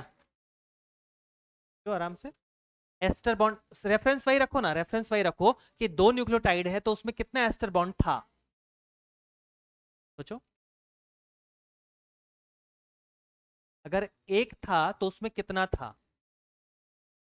सॉरी, एक नहीं बोल रहा हूं, मतलब 2 में कितने थे? 2 में 3 था बच्चों, हाँ या ना? और अगर हम एक की बात करेंगे तो एक ही था। जैसे कि आप देखो ध्यान से, हमारे सामने ये एक हो गया न्यूक्लियोटाइड, ठीक है? ये हो गया मेरे पास दूसरा न्यूक्लियोटाइड। अगर हम इन दोनों को आपस में फॉस्फेट ग्रुप से ऐड करना चाहेंगे तो दिस कार्बन और दिस कार्बन से अटैच करेंगे, हाँ या ना? यहाँ पे 5वां है लेकिन उसको इग्नोर कर रहा हूं मैं। तो इसको एस्टर बॉन्ड बोलेंगे, इसको एस्टर बॉन्ड बोलेंगे, हाँ या ना। और ये वाला अभी भी क्या न्यूक्लियोटाइड है बच्चे? नहीं ना, मुझे एक फॉस्फोरस लगाना पड़ेगा ना यहाँ पे। और ये क्या है अगेन? Ester bond. यहाँ पे लगा देंगे नाइट्रोजनस बेस, वो अलग बात है, चलो हटा दो उसको। लेकिन यहाँ पे आप देखो, एक एक और एक, तीन हुआ ना। अगर वापस से अगर तुमको समझ में नहीं आया है तो एक सिंपल, अगर आप न्यूक्लियोटाइड बनाते हो तो यहाँ पे एक तो फॉस्फोरस लगाओगे ना, और अगर एक लगाओगे तो ये वाला बॉन्ड क्या है बच्चों? एस्टर बॉन्ड है। तो एक में एक, दो में तीन, ठीक है। वैसे ही बताओ तो, अगर तीन में होगा तो, तीन होगा तो कितना? सोचो एक बार, तीन अगर होगा तो कितना? दो के बीच में दो, फिर ऊपर में दो, और एक ऊपर में एक, तो पांच होगा ना। तो टोटल बता दो कि अगर 100 है तो कितना होगा? सोचो एक बार, डायग्राम से सोचो, डायग्राम तुम्हारे सामने बना हुआ, देखो एक बार और सोचो। अगर दो होता है तो उससे एक ज्यादा होता है ना। दो है तो हमारे पास एस्टर बॉन्ड कितना हो गया? तीन। अगर तीन होता तो हमारे पास कितना होता? पांच होता। हाँ, तीन का डबल का -1, बिल्कुल सही। तो बताओ 100 होगा तो कितना होगा? 100 का डबल का -1 कितना हो जाएगा? 199, बिल्कुल सही, 199, ठीक है। तो हेंस हम लोग का आंसर आ जाएगा। ठीक है, सबको क्लियर हुआ? एक बार शॉर्टकट भी लिखना है यहाँ पे, पहले इस चीज को लिख लो, और डायस्टर बॉन्ड कैसे निकालते हैं वो भी लिखो शॉर्टकट में।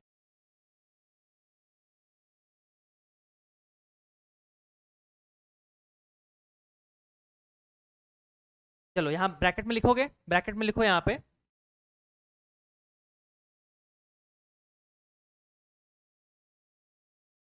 Disaster bond. अगर इसको फाइंड आउट करना है बच्चे तो हम क्या बोल सकते हैं? n-1, हाँ या ना? n is what? Number of nucleotide, ठीक है। दूसरा, अगर हमको फाइंड आउट करना है n glycosidic bond, n glycosidic bond क्या लिखूं बच्चे यहाँ पे? इक्वल्स टू n, है ना, ब्रैकेट में n डाल दिया, ठीक है। जितना होगा वही होगा। और अगर हम बात करते हैं थर्ड नंबर पे, ऐसे बहुत सारे क्वेश्चंस आपके पास एनसीईआरटी फिंगर टिप के में होगा। एनसीईआरटी फिंगर टिप कितने बच्चों के पास है? बहुत कम लोगों के पास है। चलो ऑनलाइन आपको सेंड कर दूंगा मैं, बस है वैसे, अगर ऑफलाइन ले सकते हो तो ज़्यादा बेटर है, बाकी एस्टर बॉन्ड, ठीक है, सेंड कर दूंगा मैं। एस्टर बॉन्ड की अगर हम बात करते हो तो एस्टर बॉन्ड क्या था बच्चे? 2n-1।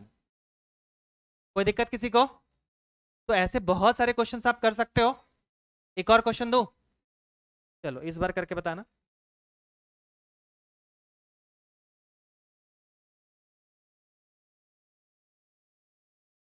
चलिए, तो अगर हम बात करते हैं, एक छोटी छोटी सी चीज मैं ऐड कर रहा हूं यहाँ पे इंफॉर्मेशन के पॉइंट ऑफ व्यू से, और फिर आगे बढ़ते हैं, ठीक है। ध्यान से सुनना बच्चों। जैसा कि आप सभी जानते हो कि ये एक आरएनए था, लेकिन अगर हम डीएनए की बात करेंगे तो DNA will be double stranded ना, हाँ या ना? DNA will be double standard like this.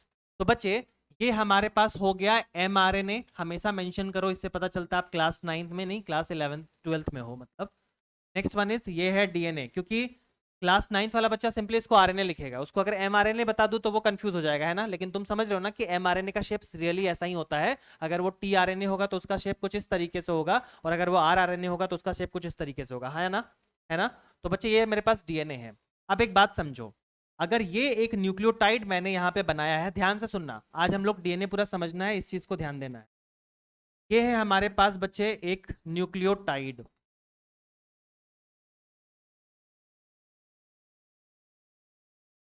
एक और न्यूक्लियोटाइड यहाँ पे बना दिया, अभी बनाना मत, ध्यान से सुनो इसको। यहाँ पे एक फॉस्फेट ग्रुप है जिसको मैंने यहाँ से और यहाँ से कनेक्ट किया है, बॉन्ड का नाम आप जानते हो, राइट बच्चों, है ना। चलिए, अब वैसे ही अगर हम डीएनए बना रहे हैं तो DNA will be double stranded ना, हाँ या ना?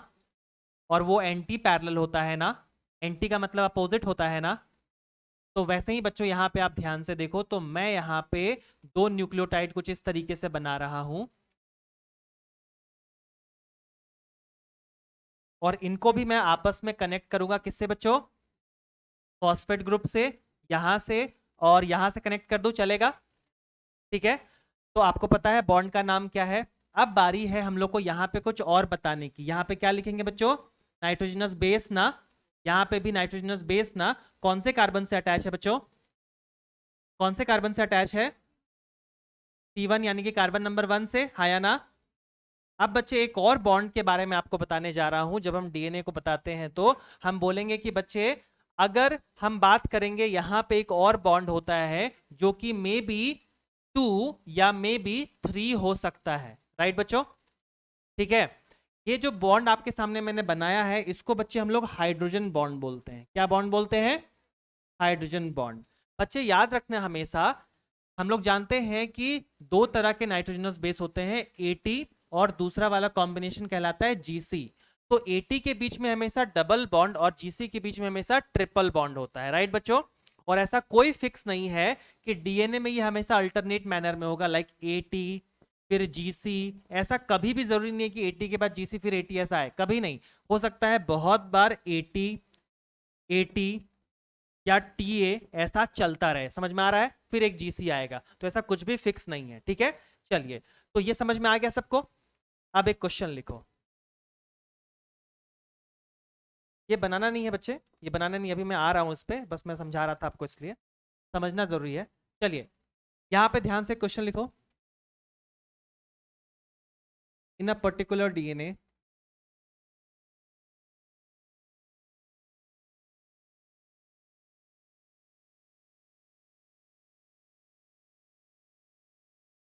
all 80 nitrogenous base are present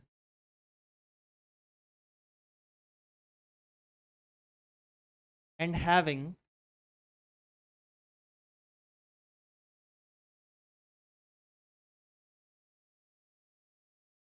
800 nucleotide, then find out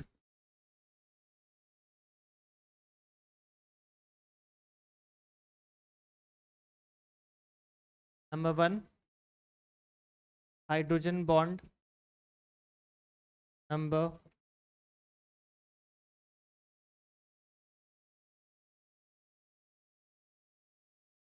ester bond,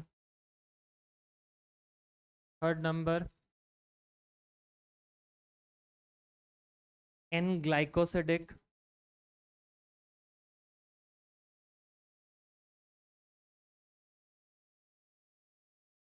the last one is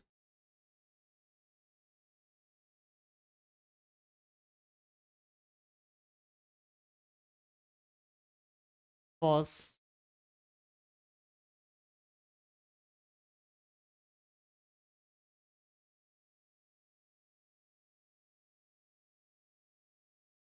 disaster bond.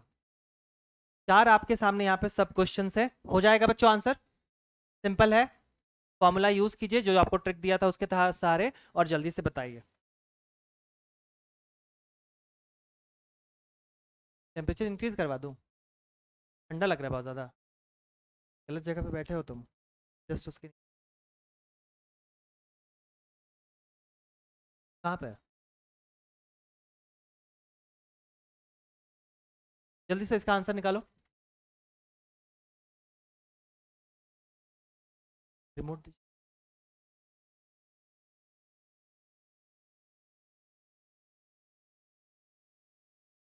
हो गया?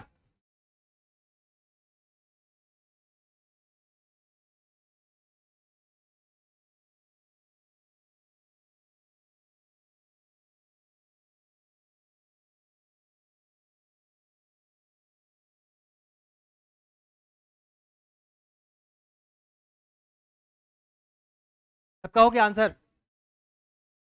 कोई बोलना मत, किसी को हेल्प मत करना।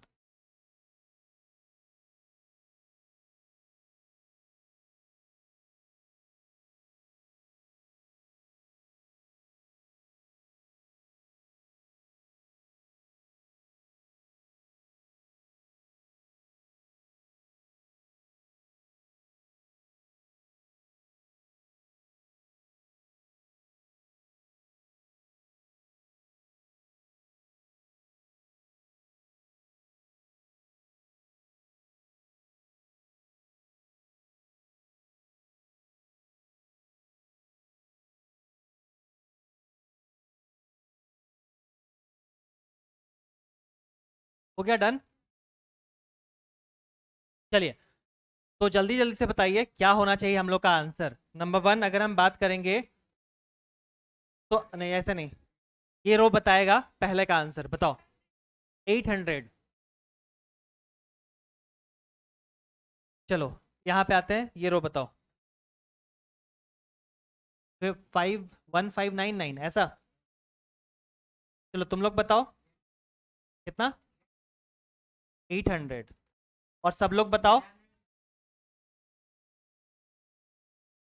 799। चलिए, क्या किसी का आंसर इससे अलग है? क्या बोलो किस में? 799 में क्या इसमें डाउट है? 798 आया है, चलो लिख लेते हैं और उसको एक्सप्लेन कर लेंगे। 798 लाए हो, हाँ। और बोलो, कोई बोल रहा था। आंसर वन में क्या आना चाहिए? 400 आना चाहिए, ठीक है। और बताओ, और कहीं पे कोई डाउट है? यहाँ 98 आएगा ऐसा। और कुछ, ये बच गया एक। और किसी का है मतलब ये वाला क्लियर सबको? एन ग्लाइकोसिडिक बॉन्ड तो वो तो खैर आपको पता ही है, एन एन इक्वल्स टू होता है। चलिए, तो हाइड्रोजन बॉन्ड को अगर हम काउंट करने की बारी आती है, टोटल नंबर ऑफ न्यूक्लियोटाइड यहाँ पे दिया हुआ है 800, तो क्या हम बोल सकते हैं कि 400 बेस पेयर होगा, हाँ या ना? बेस पेयर का मतलब न्यूक्लियोटाइड बेस पेयर, है ना? पेयर में होते हैं ना, आपस में जुड़े हुए हैं ना।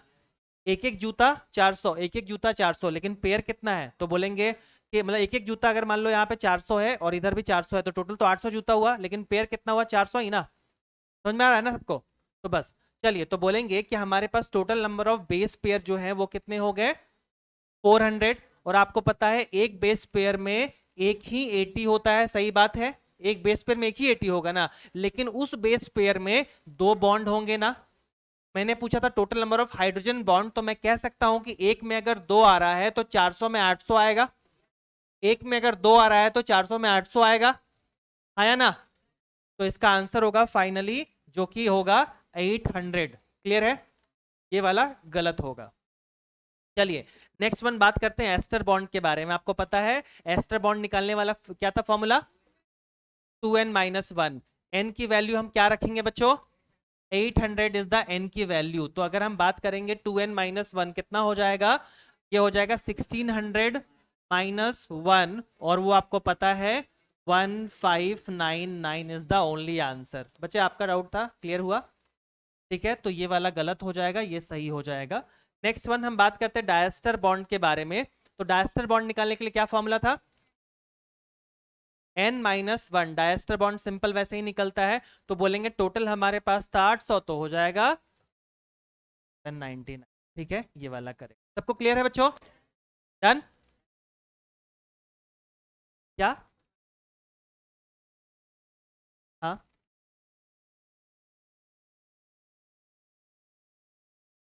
मतलब तुम ये कहना चाह रहे हो कि किस में डाउट है? डायस्टर में डाउट है? डायस्टर और एस्टर दोनों में डाउट है?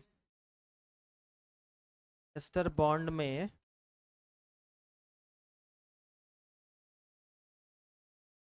1 सेकेंड 1 सेकेंड, 2n-2 होगा, यही बोल रहे हो ना? हाँ, दोनों डिस्कनेक्टेड है, दो साइड में, तो 2n-2 होगा, यही ना? हाँ, दोनों का अलग अलग निकलेगा। तो दोनों का अलग अलग निकालोगे तो ज्यादा परफेक्ट आंसर आ जाएगा, है ना? बिल्कुल सही। तो फिर ऐसे कंडीशन में 798 इज द आंसर ना। 798 इज द आंसर, सही बोल रहा है। देखो, हाँ, ऊपर वाले में भी एस्टर बॉन्ड को सोचने दो एक बार। एस्टर एस्टर बॉन्ड तो सही है। एस्टर बॉन्ड तो सही है ना? रुक जाओ 1 मिनट। एस्टर बॉन्ड यहाँ पे टोटल न्यूक्लियोटाइड है 800, तो उसको आपस में ठीक है।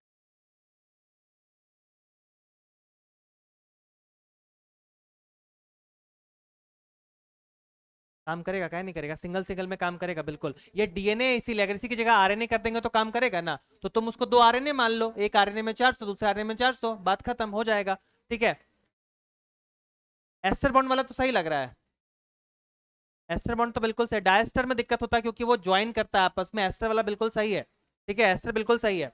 चलो, डायस्टर वाला समझ में नहीं आया? देखो, हाँ, चलो, अच्छा ठीक है, एक काम करते हैं यहाँ पे। चलो ठीक है, इस चीज को 1 सेकेंड, चलो मैं एक बार बता ही देता हूँ इसको। देखो, सिंपल सी बात है ना, आप इसको ऐसे याद कर लो। अगर हम यहाँ पे दो न्यूक्लियोटाइड बनाते हैं कुछ इस तरीके से, ठीक है। ये एक फॉस्फेट ग्रुप हुआ, ये एक बॉन्डिंग हुआ, बात नहीं।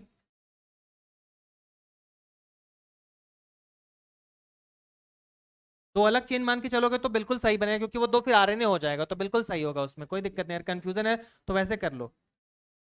चलो, यहाँ पे अगर हम बात करेंगे तो बोलेंगे ए टी, और यहाँ पे भी ए डबल बॉन्ड टी। चलो, ऐसे कंडीशन में अगर हम बात करेंगे तो मुझे बताओ कि यहाँ पे एस्टर बॉन्ड टोटल कितने हो रहे हैं। टोटल एस्टर बॉन्ड कितने दिख रहे हैं आपको? एक, दो, तीन इधर और तीन उधर, ठीक है ना? सही है, 6 हो जाएगा। तो अगर 4 है न्यूक्लियोटाइड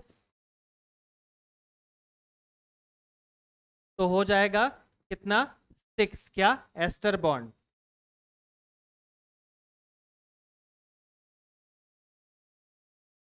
एस्टर बॉन्ड। आप उसको सिंपली ऐसे कर लो ना बच्चे, कि दो, हाँ तोड़ तोड़ के कर लो उसको इस तरीके से। फॉर्मूला मैंने क्या बताया था आपको? यहाँ पे एस्टर बॉन्ड अगर आपको निकालना है तो 2n-1 था ना, तो आप इसको 400 और 400 में निकाल लो, हो जाएगा। आप तो आप कभी भी डीएनए होगा ना, एक नोट लिख लो, इस क्वेश्चन के नीचे एक नोट लिख लो। नोट लिखो यहाँ पे,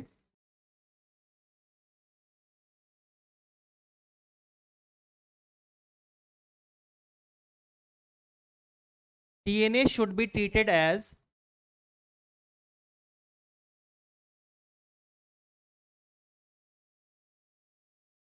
treated as 2 RNA group।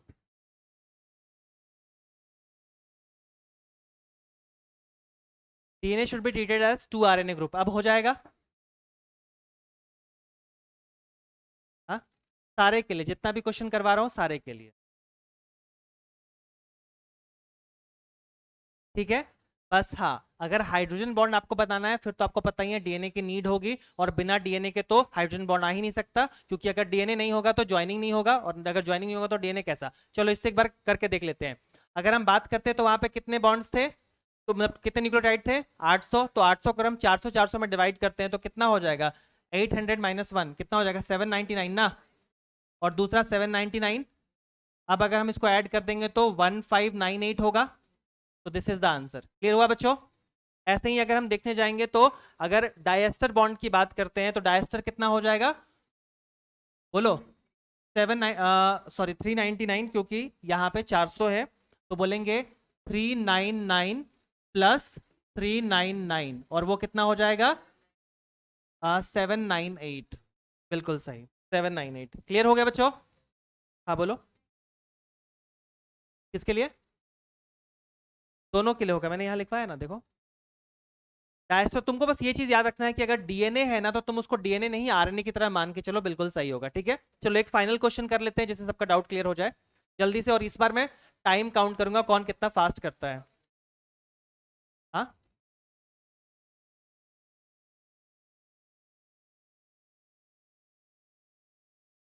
चलो एक क्वेश्चन लिखो, मैं उसको डिक्टेट कर रहा हूँ, लिखो जल्दी से सब लोग। 1598 और यहाँ पे हो जाएगा 798। देखो बच्चों, in a given DNA, in a given DNA, if 200, in a given DNA, if 200 is the number of 200 is the number of base pair, then find out number of ester bond,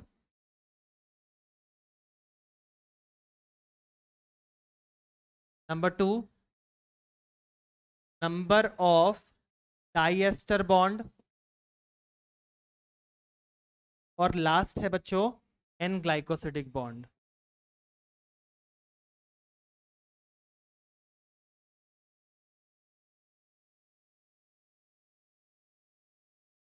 ठीक है, अब जल्दी से करो। 200 है base pair, तो nucleotide कितने हो गए बच्चों?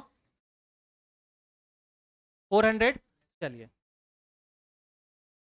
400 कैसे होगा? बेस पेयर है ना बच्चे, नहीं समझे?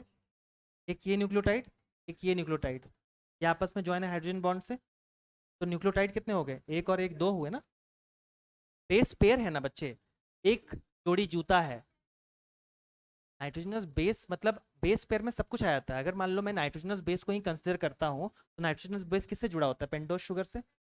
ये किससे? पेंटोस शुगर से। तो अल्टीमेटली एक न्यूक्लियोटाइड ही हुआ ना, न्यूक्लियोटाइड ही हुआ ना। अगर मेरे पास, सुनो मेरी बात, अगर मेरे पास दो जूते के फीते हैं जो कि जूते से अटैच हैं, तो टोटल मेरे पास कितने जूते हैं? दो। इनके मतलब कितने पेयर ऑफ जूते हैं? एक। चलिए जल्दी से, बहुत सिंपल सा क्वेश्चन दिया है ये वाला, लेकिन हाँ याद रखना डीएनए है तो तोड़ तोड़ के बनाया है ना, दो आरएनए ट्रीट करके बनाना।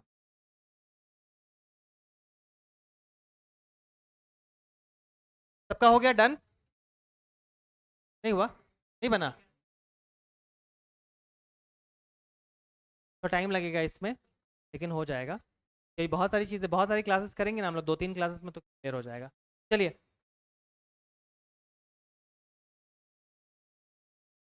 चलो तुम मुझे बताओ, तुम बताओ मुझे इंडिविजुअली, है ना। एक अगर हम न्यूक्लियोटाइड बना रहे हैं यहाँ पे, ठीक है, ये दूसरा न्यूक्लियोटाइड मैंने आपस में बनाया, और ऐसे ही मैंने यहाँ पे भी एक न्यूक्लियोटाइड बनाया, तो ये आपस में जिससे कनेक्टेड होगा उस बॉन्ड को क्या बोलेंगे? बोलो। हाइड्रोजन बॉन्ड बोलेंगे, ठीक है। अगर हम बात करते हैं नाइट्रोजनस बेस से जो ये कनेक्टेड होता है यहाँ पे, अगर हम नाइट्रोजन बेस से इसको कनेक्ट करते हैं जो कि यहाँ पे लगा हुआ होगा, तो ये जो बॉन्डिंग होती है बच्चे इसके बीच में, इस बॉन्ड का नाम क्या होगा? सी बॉन्ड नहीं होगा, कुछ और बॉन्ड का होगा, तुम उसके बाजू वाले बताओ। एन ग्लाइकोसिडिक बॉन्ड है ना, वापस से बोलो। एन ग्लाइकोसिडिक बॉन्ड, बिल्कुल एन ग्लाइकोसिडिक बॉन्ड। ठीक है बच्चों, एन ग्लाइकोसिडिक बॉन्ड इसको बोलेंगे, ठीक है। अब अगर हम एन ग्लाइकोसिडिक बॉन्ड की बात करेंगे और दो न्यूक्लियोटाइड जो एक ही साइड में रहते हैं वो किससे कनेक्टेड होते हैं बच्चे? फॉस्फोरस, फॉस्फोरस ग्रुप से। और अगर ये फॉस्फोरस ग्रुप में जो बॉन्ड होती है उस बॉन्ड का नाम क्या होता है? बोलो तुम, बोलो। दोनों आपस में क्या कहलाएगा अगर इंडिविजुअली देखेंगे तो? बिल्कुल सही, डाई एस्टर और एस्टर, ठीक है। चलो नेक्स्ट वन अगर हम बात करेंगे तो बोलेंगे कि एस्टर और डाइस्टर क्लियर है ना, ठीक है। तो यहां पे अगर ध्यान से देखो तो 200 अगर मेरे पास बेस पेयर है, इसका मतलब मेरे पास टोटल 400 न्यूक्लियोटाइड है, हाँ या ना? अब अगर इस फॉर्मूले को आप यूज करो बच्चे, ये फॉर्मूला अगर आप यूज करोगे, इस वाले फॉर्मूला को यूज करो, तो अगर मुझे एस्टर बॉन्ड निकालना है, क्योंकि वो आपको 400 बेस पेयर दिख रहे हैं और वो भी डीएनए में, तो हम बोलेंगे 200 न्यूक्लियोटाइड एक तरफ, 200 न्यूक्लियोटाइड एक तरफ, ऐसा बोलना सही रहेगा क्या? अगर एक डीएनए है तो उसको दो आरएनए में अगर हम तोड़ेंगे तो 200 200 में तोड़ सकते हैं, हाँ या ना? अब इसको इंडिविजुअली अगर हम सॉल्व करेंगे तो मुझे बताओ कि अगर 200 न्यूक्लियोटाइड है तो उसमें कितना एस्टर बॉन्ड होगा? तुम बस इतना सा बता दो कि 200 अगर है तो उसमें कितना एस्टर बॉन्ड?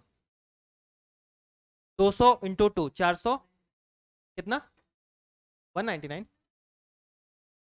200 इंटू टू 400, 400 में -1 कितना? 399 ना। समझ में आया? दूसरा का सुन के तुम बोल रहा है, इधर ध्यान से सुनो मेरा। कितना हो जाएगा? 399। वैसे ही दूसरे वाले का क्या होगा बच्चे? 399 अल्टीमेटली कितना हो जाएगा? 798। तो आंसर क्या हो जाएगा इस क्वेश्चन का? इस वाले क्वेश्चन का क्या हो जाएगा आंसर बच्चे? 798। अब इस क्वेश्चन का आंसर बताओ, सब लोग बताओ क्या होगा इस क्वेश्चन का आंसर डायस्टर का? कितना? 398। कैसे निकाला बच्चे हम लोगों ने? वापस से इस फॉर्मूले में जाओ, इस फॉर्मूले में अगर हम जाएंगे, ठीक है, इस फॉर्मूले में जाएंगे तो अगर हमें डायस्टर निकालना है तो n-1 होता है कि, यहाँ देखो ध्यान से, डायस्टर में n-1 होता है ना। एक साइड में n कितना था बच्चे? एक साइड में n कितना था? 200 था ना, है ना, टोटल 400 थे ना, तो बोलेंगे इस साइड भी 200 होगा ना बच्चे, हाँ या ना?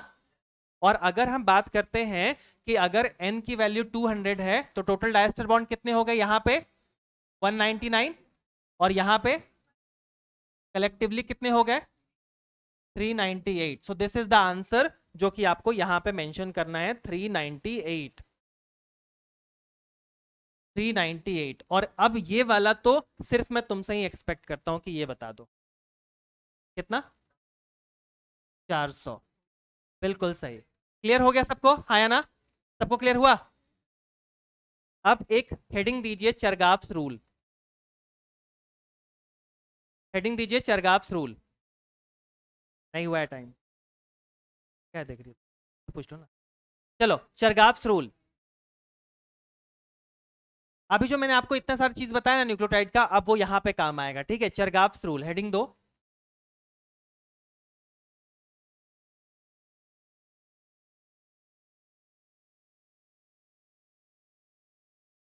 एक साइंटिस्ट थे जिनका नाम था चरगाव्स, तो उनका पूरा नाम था एरविन चरगाव्स। एरविन चरगाव्स उनका पूरा नाम था। तो इन्होंने एक रूल दिया था, और वो क्या था? इन्होंने कहा था that number of purine equals to number of pyrimidine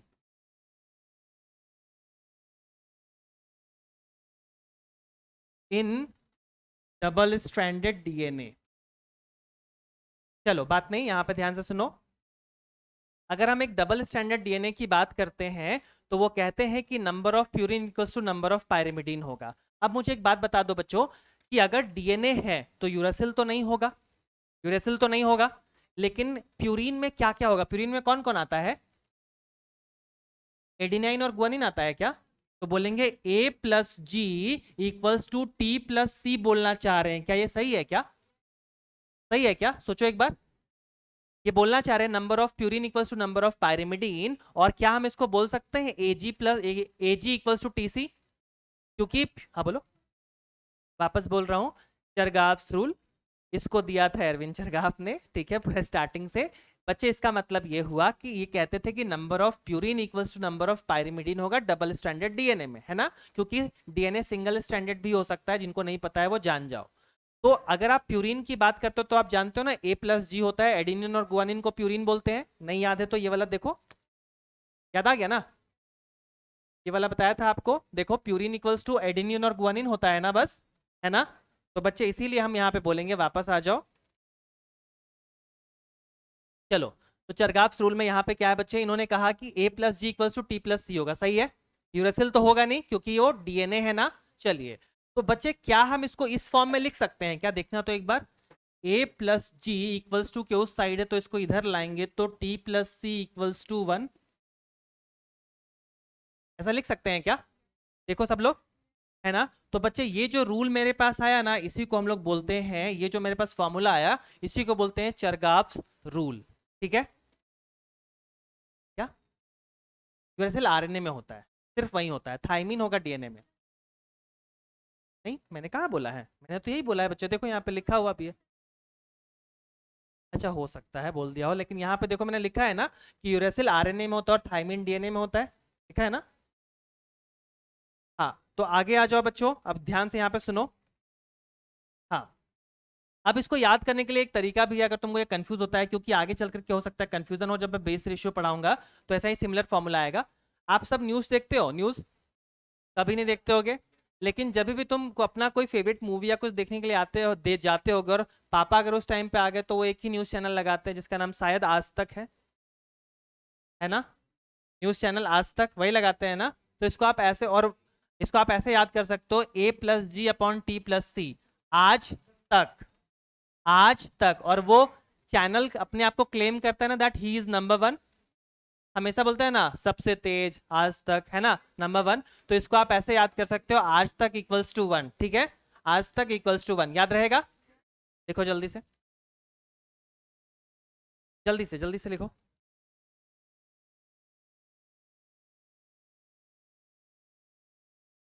तो अच्छा, अब तक होना चाहिए, नहीं अब तक नंबर वन, आज तक नहीं।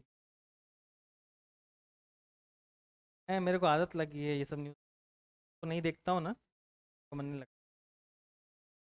सब इट साउंड्स बोरिंग, लेकिन हाँ, न्यूज़ बहुत पसंद है मुझे। क्या बोल रहे हो?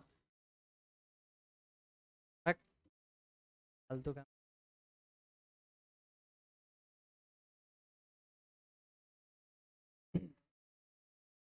हाँ, हो गया, डन। हो गया ना? चलिए अब एक क्वेश्चन लिखिए यहीं पे।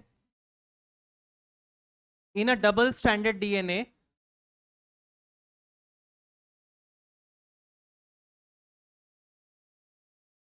if A equals to 39%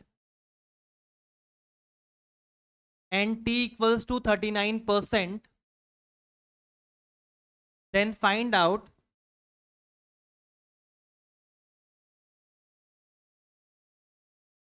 percentage of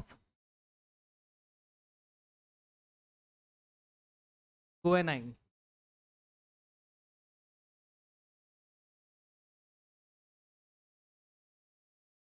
question समझ में आया? चलो बताओ जल्दी से आंसर क्या होगा। रुक जाओ।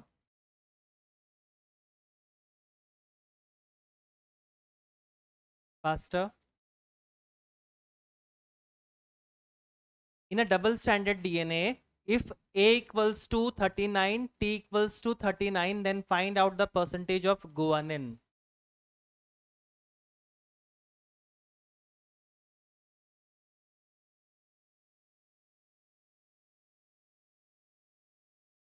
आंसर लिख के रखो।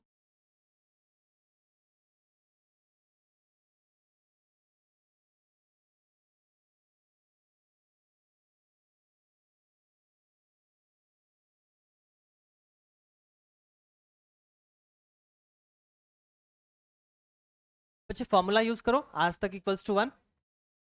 आज तक equals to one formula use करो। अभी बताया ना आपको कि अगर क्या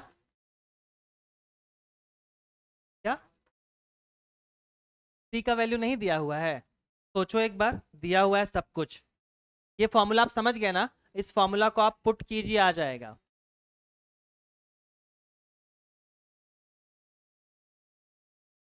सी का वैल्यू नहीं दिया हो, यही बोल रहे हो ना तुम?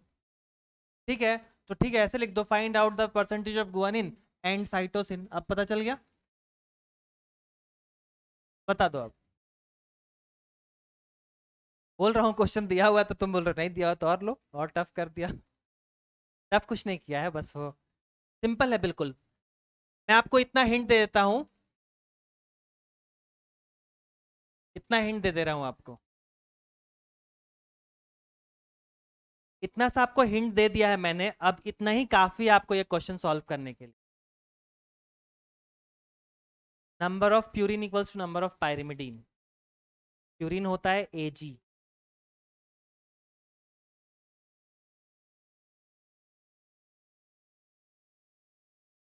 मैं बता दूं?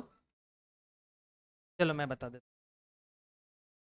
The right answer is 11%। कितने लोगों का सही है? Very good. यहाँ पे देखो, अब ध्यान से सुनो बच्चे।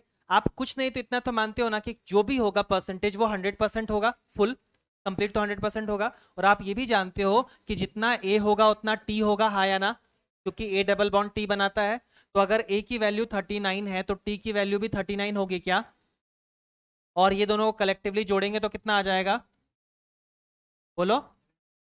78। आपको पता है कि टोटल था 100%, जिसमें कि जीसी भी था। जीसी भी होगा ना? तो बोलेंगे अगर जीसी का वैल्यू निकालना है आपको, जी प्लस सी का, आपको पता है ना फॉर्मूला। सिंपल, मैं ऐसा भी क्यों कर रहा हूं आपको सिंपल बताना चाहिए। तो A plus T upon G plus C equals to 1 होता है, हाँ या ना? एटी की वैल्यू हो गई टोटल 78%, ये हो गया 100%। तो इसका वैल्यू निकाल दोगे, कितना हो जाएगा? कितना हो जाएगा टोटल? मतलब टोटल कितना हो जाएगा जीसी साथ में, कितना हो जाएगा? 22% होगा, हाँ या ना? अब 22% अगर ये दोनों होगा तो जितना जी होगा उतना ही सी भी होगा क्या? तो अगर ये 11% होगा तो ये भी 11% होगा क्या? दोनों का आंसर 11% 11% होगा क्या? समझ में आया सबको, हाँ या ना? कुछ नहीं करना है, फॉर्मूला में पुट कीजिए, आंसर पाइए, है ना सिंपल। एक और क्वेश्चन दो। चलो लिखो। In a double standard DNA, इस बार फास्ट करना। डबल स्टैंडर्ड डीएनए,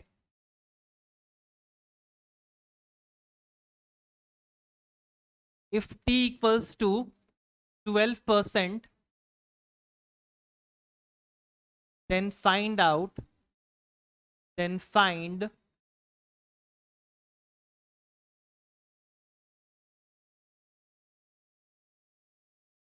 अगर टी का वैल्यू दिया हुआ है तो सी का बता दो। अगर टी की वैल्यू दी हुई है 12%, तो आपको बताना है कि सी की वैल्यू क्या होगी।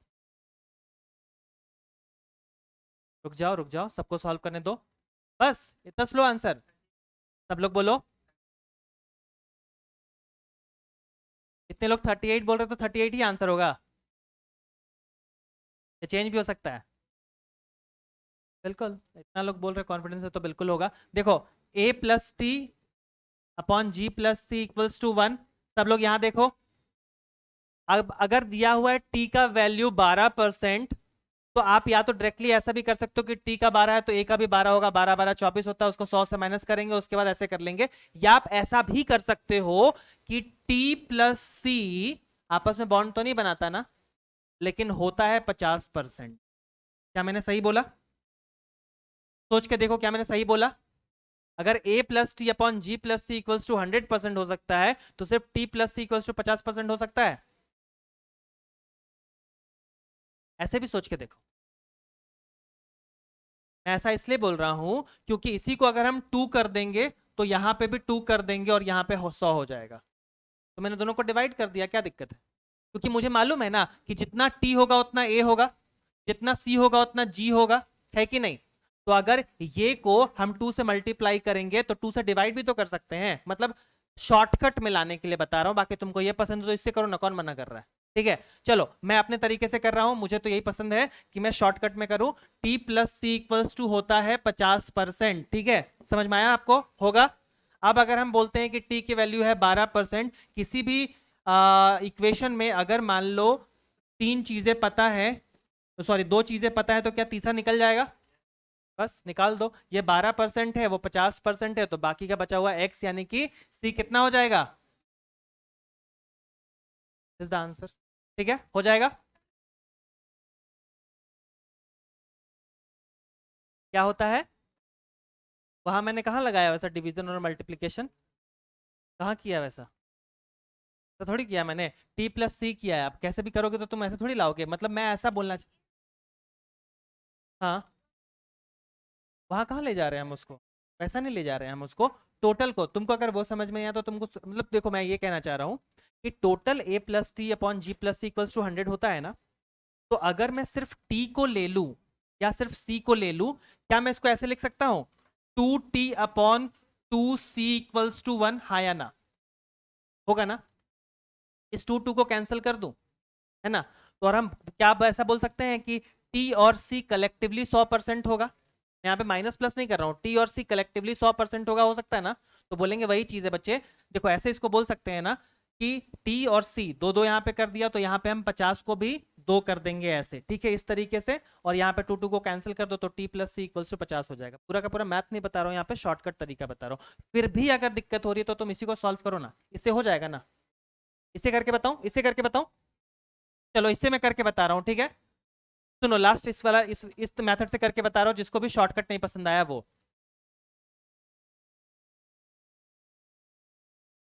सॉरी सॉरी, वही है। आज तक नहीं, लिख दिया ऐसे ही गलती से लिख दिया। आज तक पिछले वाले में वैसा किया था। सॉरी, फॉर्मूला वही लगेगा, सॉरी उसमें भी मैंने गलती कर दिया। कहाँ पे लगाया था मैंने ऐसे? Sorry. a plus G upon T plus C equals to 1। और मैं प्रूफ कर देता हूँ इसको, इस वाले में प्रूफ कर दो, इस वाले में भी हो जाएगा। देखो, आज तक इक्वल्स टू 1, टी की वैल्यू कितनी है बच्चों? 12% ना, तो टी की जगह पे हम लोग 12% लिख देते हैं, ठीक है। और टी किससे बॉन्ड बनाता है? ए से बनाता है ना, तो बोलेंगे ये भी 12% होगा प्लस जी, और ये भी 12% होगा प्लस सी, हाँ या ना? ठीक है। तो अगर हम बोलेंगे इक्वल्स टू यहाँ पे 100% है, तो एक बार सोच के देखो कि अगर हम बोलते हैं कि ये 12 ये 12, अब इसको सॉल्व करना है इसको इस तरीके से, क्या हम जी की जगह पे सी लिख सकते हैं? क्योंकि जितना सी होगा उतना ही जी होगा, हाँ या ना? क्योंकि आपको पता है जी जो है वो ट्रिपल बॉन्ड बनाता है सी से, हाँ या ना? ठीक है, तो किसी भी मेथड में अगर एक अननोन है बाकी सब नोन है तो निकाल लोगे। अब वही मेथड करो ना, तुमको अगर पसंद है तो तुम इसको यहां ले जाओ, मल्टीप्लाई कर दो, वगैरह वगैरह, फलाना ढिमकाना करो, आंसर वही आएगा। आएगा कि नहीं आएगा? नहीं समझ में आया अभी भी? समझ में आया सबको, हाँ या ना? चलो मैं कर देता हूँ, मुझे अभी भी डाउट लग रहा है। देखो, सिंपल सी बात है, अगर इसको हम उधर ले जाते हैं बच्चे, ए प्लस टी दोनों के दोनों हो गए 12-12%, हाँ या ना, हो गए ना। तो जी और यहाँ पे जो जी और सी है या सी और सी जो है इसको हम कलेक्टिवली बोल सकते हैं 2C। अब इसको सिंपल कैलकुलेट करो ना, चलो कैसे करें इसको, इस साइड ले जाते हैं, ठीक है, होगा, हाँ या ना, इधर देखो, होगा, कितना हो जाएगा ये 1200, बहुत लेंदी मेथड जाएगा ये, लेकिन फिर भी सही है। अब अगर इधर है 12 और सी तो इसको हम कैसे करेंगे, आपको पता ही है, सिंपल, अगर हम इस 12 को इधर ले जाएंगे तो आपको पता है क्या हो जाएगा, समझ रहे हो ना, मतलब मैं कैलकुलेशन को और कॉम्प्लिकेटेड नहीं करना चाह रहा हूं, लेकिन अगर आप इसको घर पे भी जाके सॉल्व करोगे ना सिंपल वे से तो भी हो जाएगा, हाँ या ना, समझ में आया सबको। चलो एक लास्ट क्वेश्चन, बस बस एक लास्ट क्वेश्चन, लास्ट क्वेश्चन, हाँ बस एक लास्ट क्वेश्चन, तुमको पेन उठाने की जरूरत भी नहीं है, पेन उठाने की जरूरत भी नहीं है तुमको, ठीक है।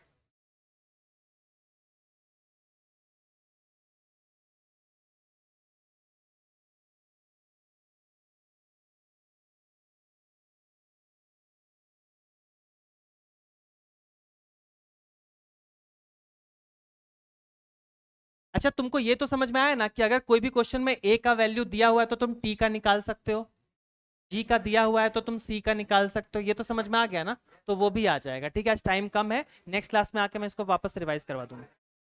यहाँ बताइए आंसर क्या होगा, सबका 12 होगा, सिंपल है, बहुत सिंपल कैलकुलेशन है बच्चे, कि ए और टी कितना हो जाएगा कलेक्टिवली, ए और टी कलेक्टिवली कितना हो जाएगा 38 और जो बच गया वो होगा ना कितना, कितना हो जाएगा आंसर 12%, बिल्कुल सही, लेकिन गलत है,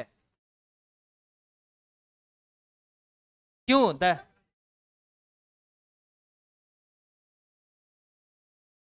ठीक है ना, समझ में आया।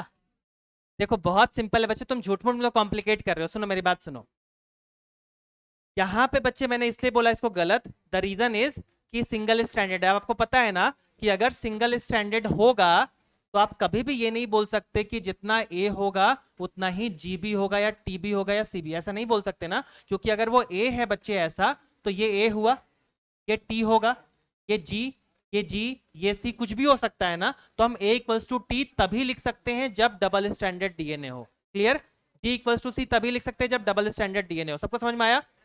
और जहां तक रहा इस क्वेश्चन में कॉम्प्लिकेशन का बात बच्चे, तो बहुत ही सिंपल है, 100 में आपको देख लेना है, अगर मान लो मैंने टी की वैल्यू दी तो आपको ए का भी वैल्यू दे दिया एट द सेम टाइम, दोनों को जोड़ दो और 100 से माइनस कर दो, जो भी वैल्यू आया ना उसको 2 से डिवाइड कर दो, बचे हुए चीज का आ जाएगा वैल्यू, आया ना, आया, thank you sir, thank you sir कर रहा है, ठीक है कोई बात नहीं, चरगाव रूल में समझ गया, अभी भी डाउट है नेक्स्ट क्लास में आके वापस एक बार बताऊंगा, ठीक है, चलिए दैट्स इट।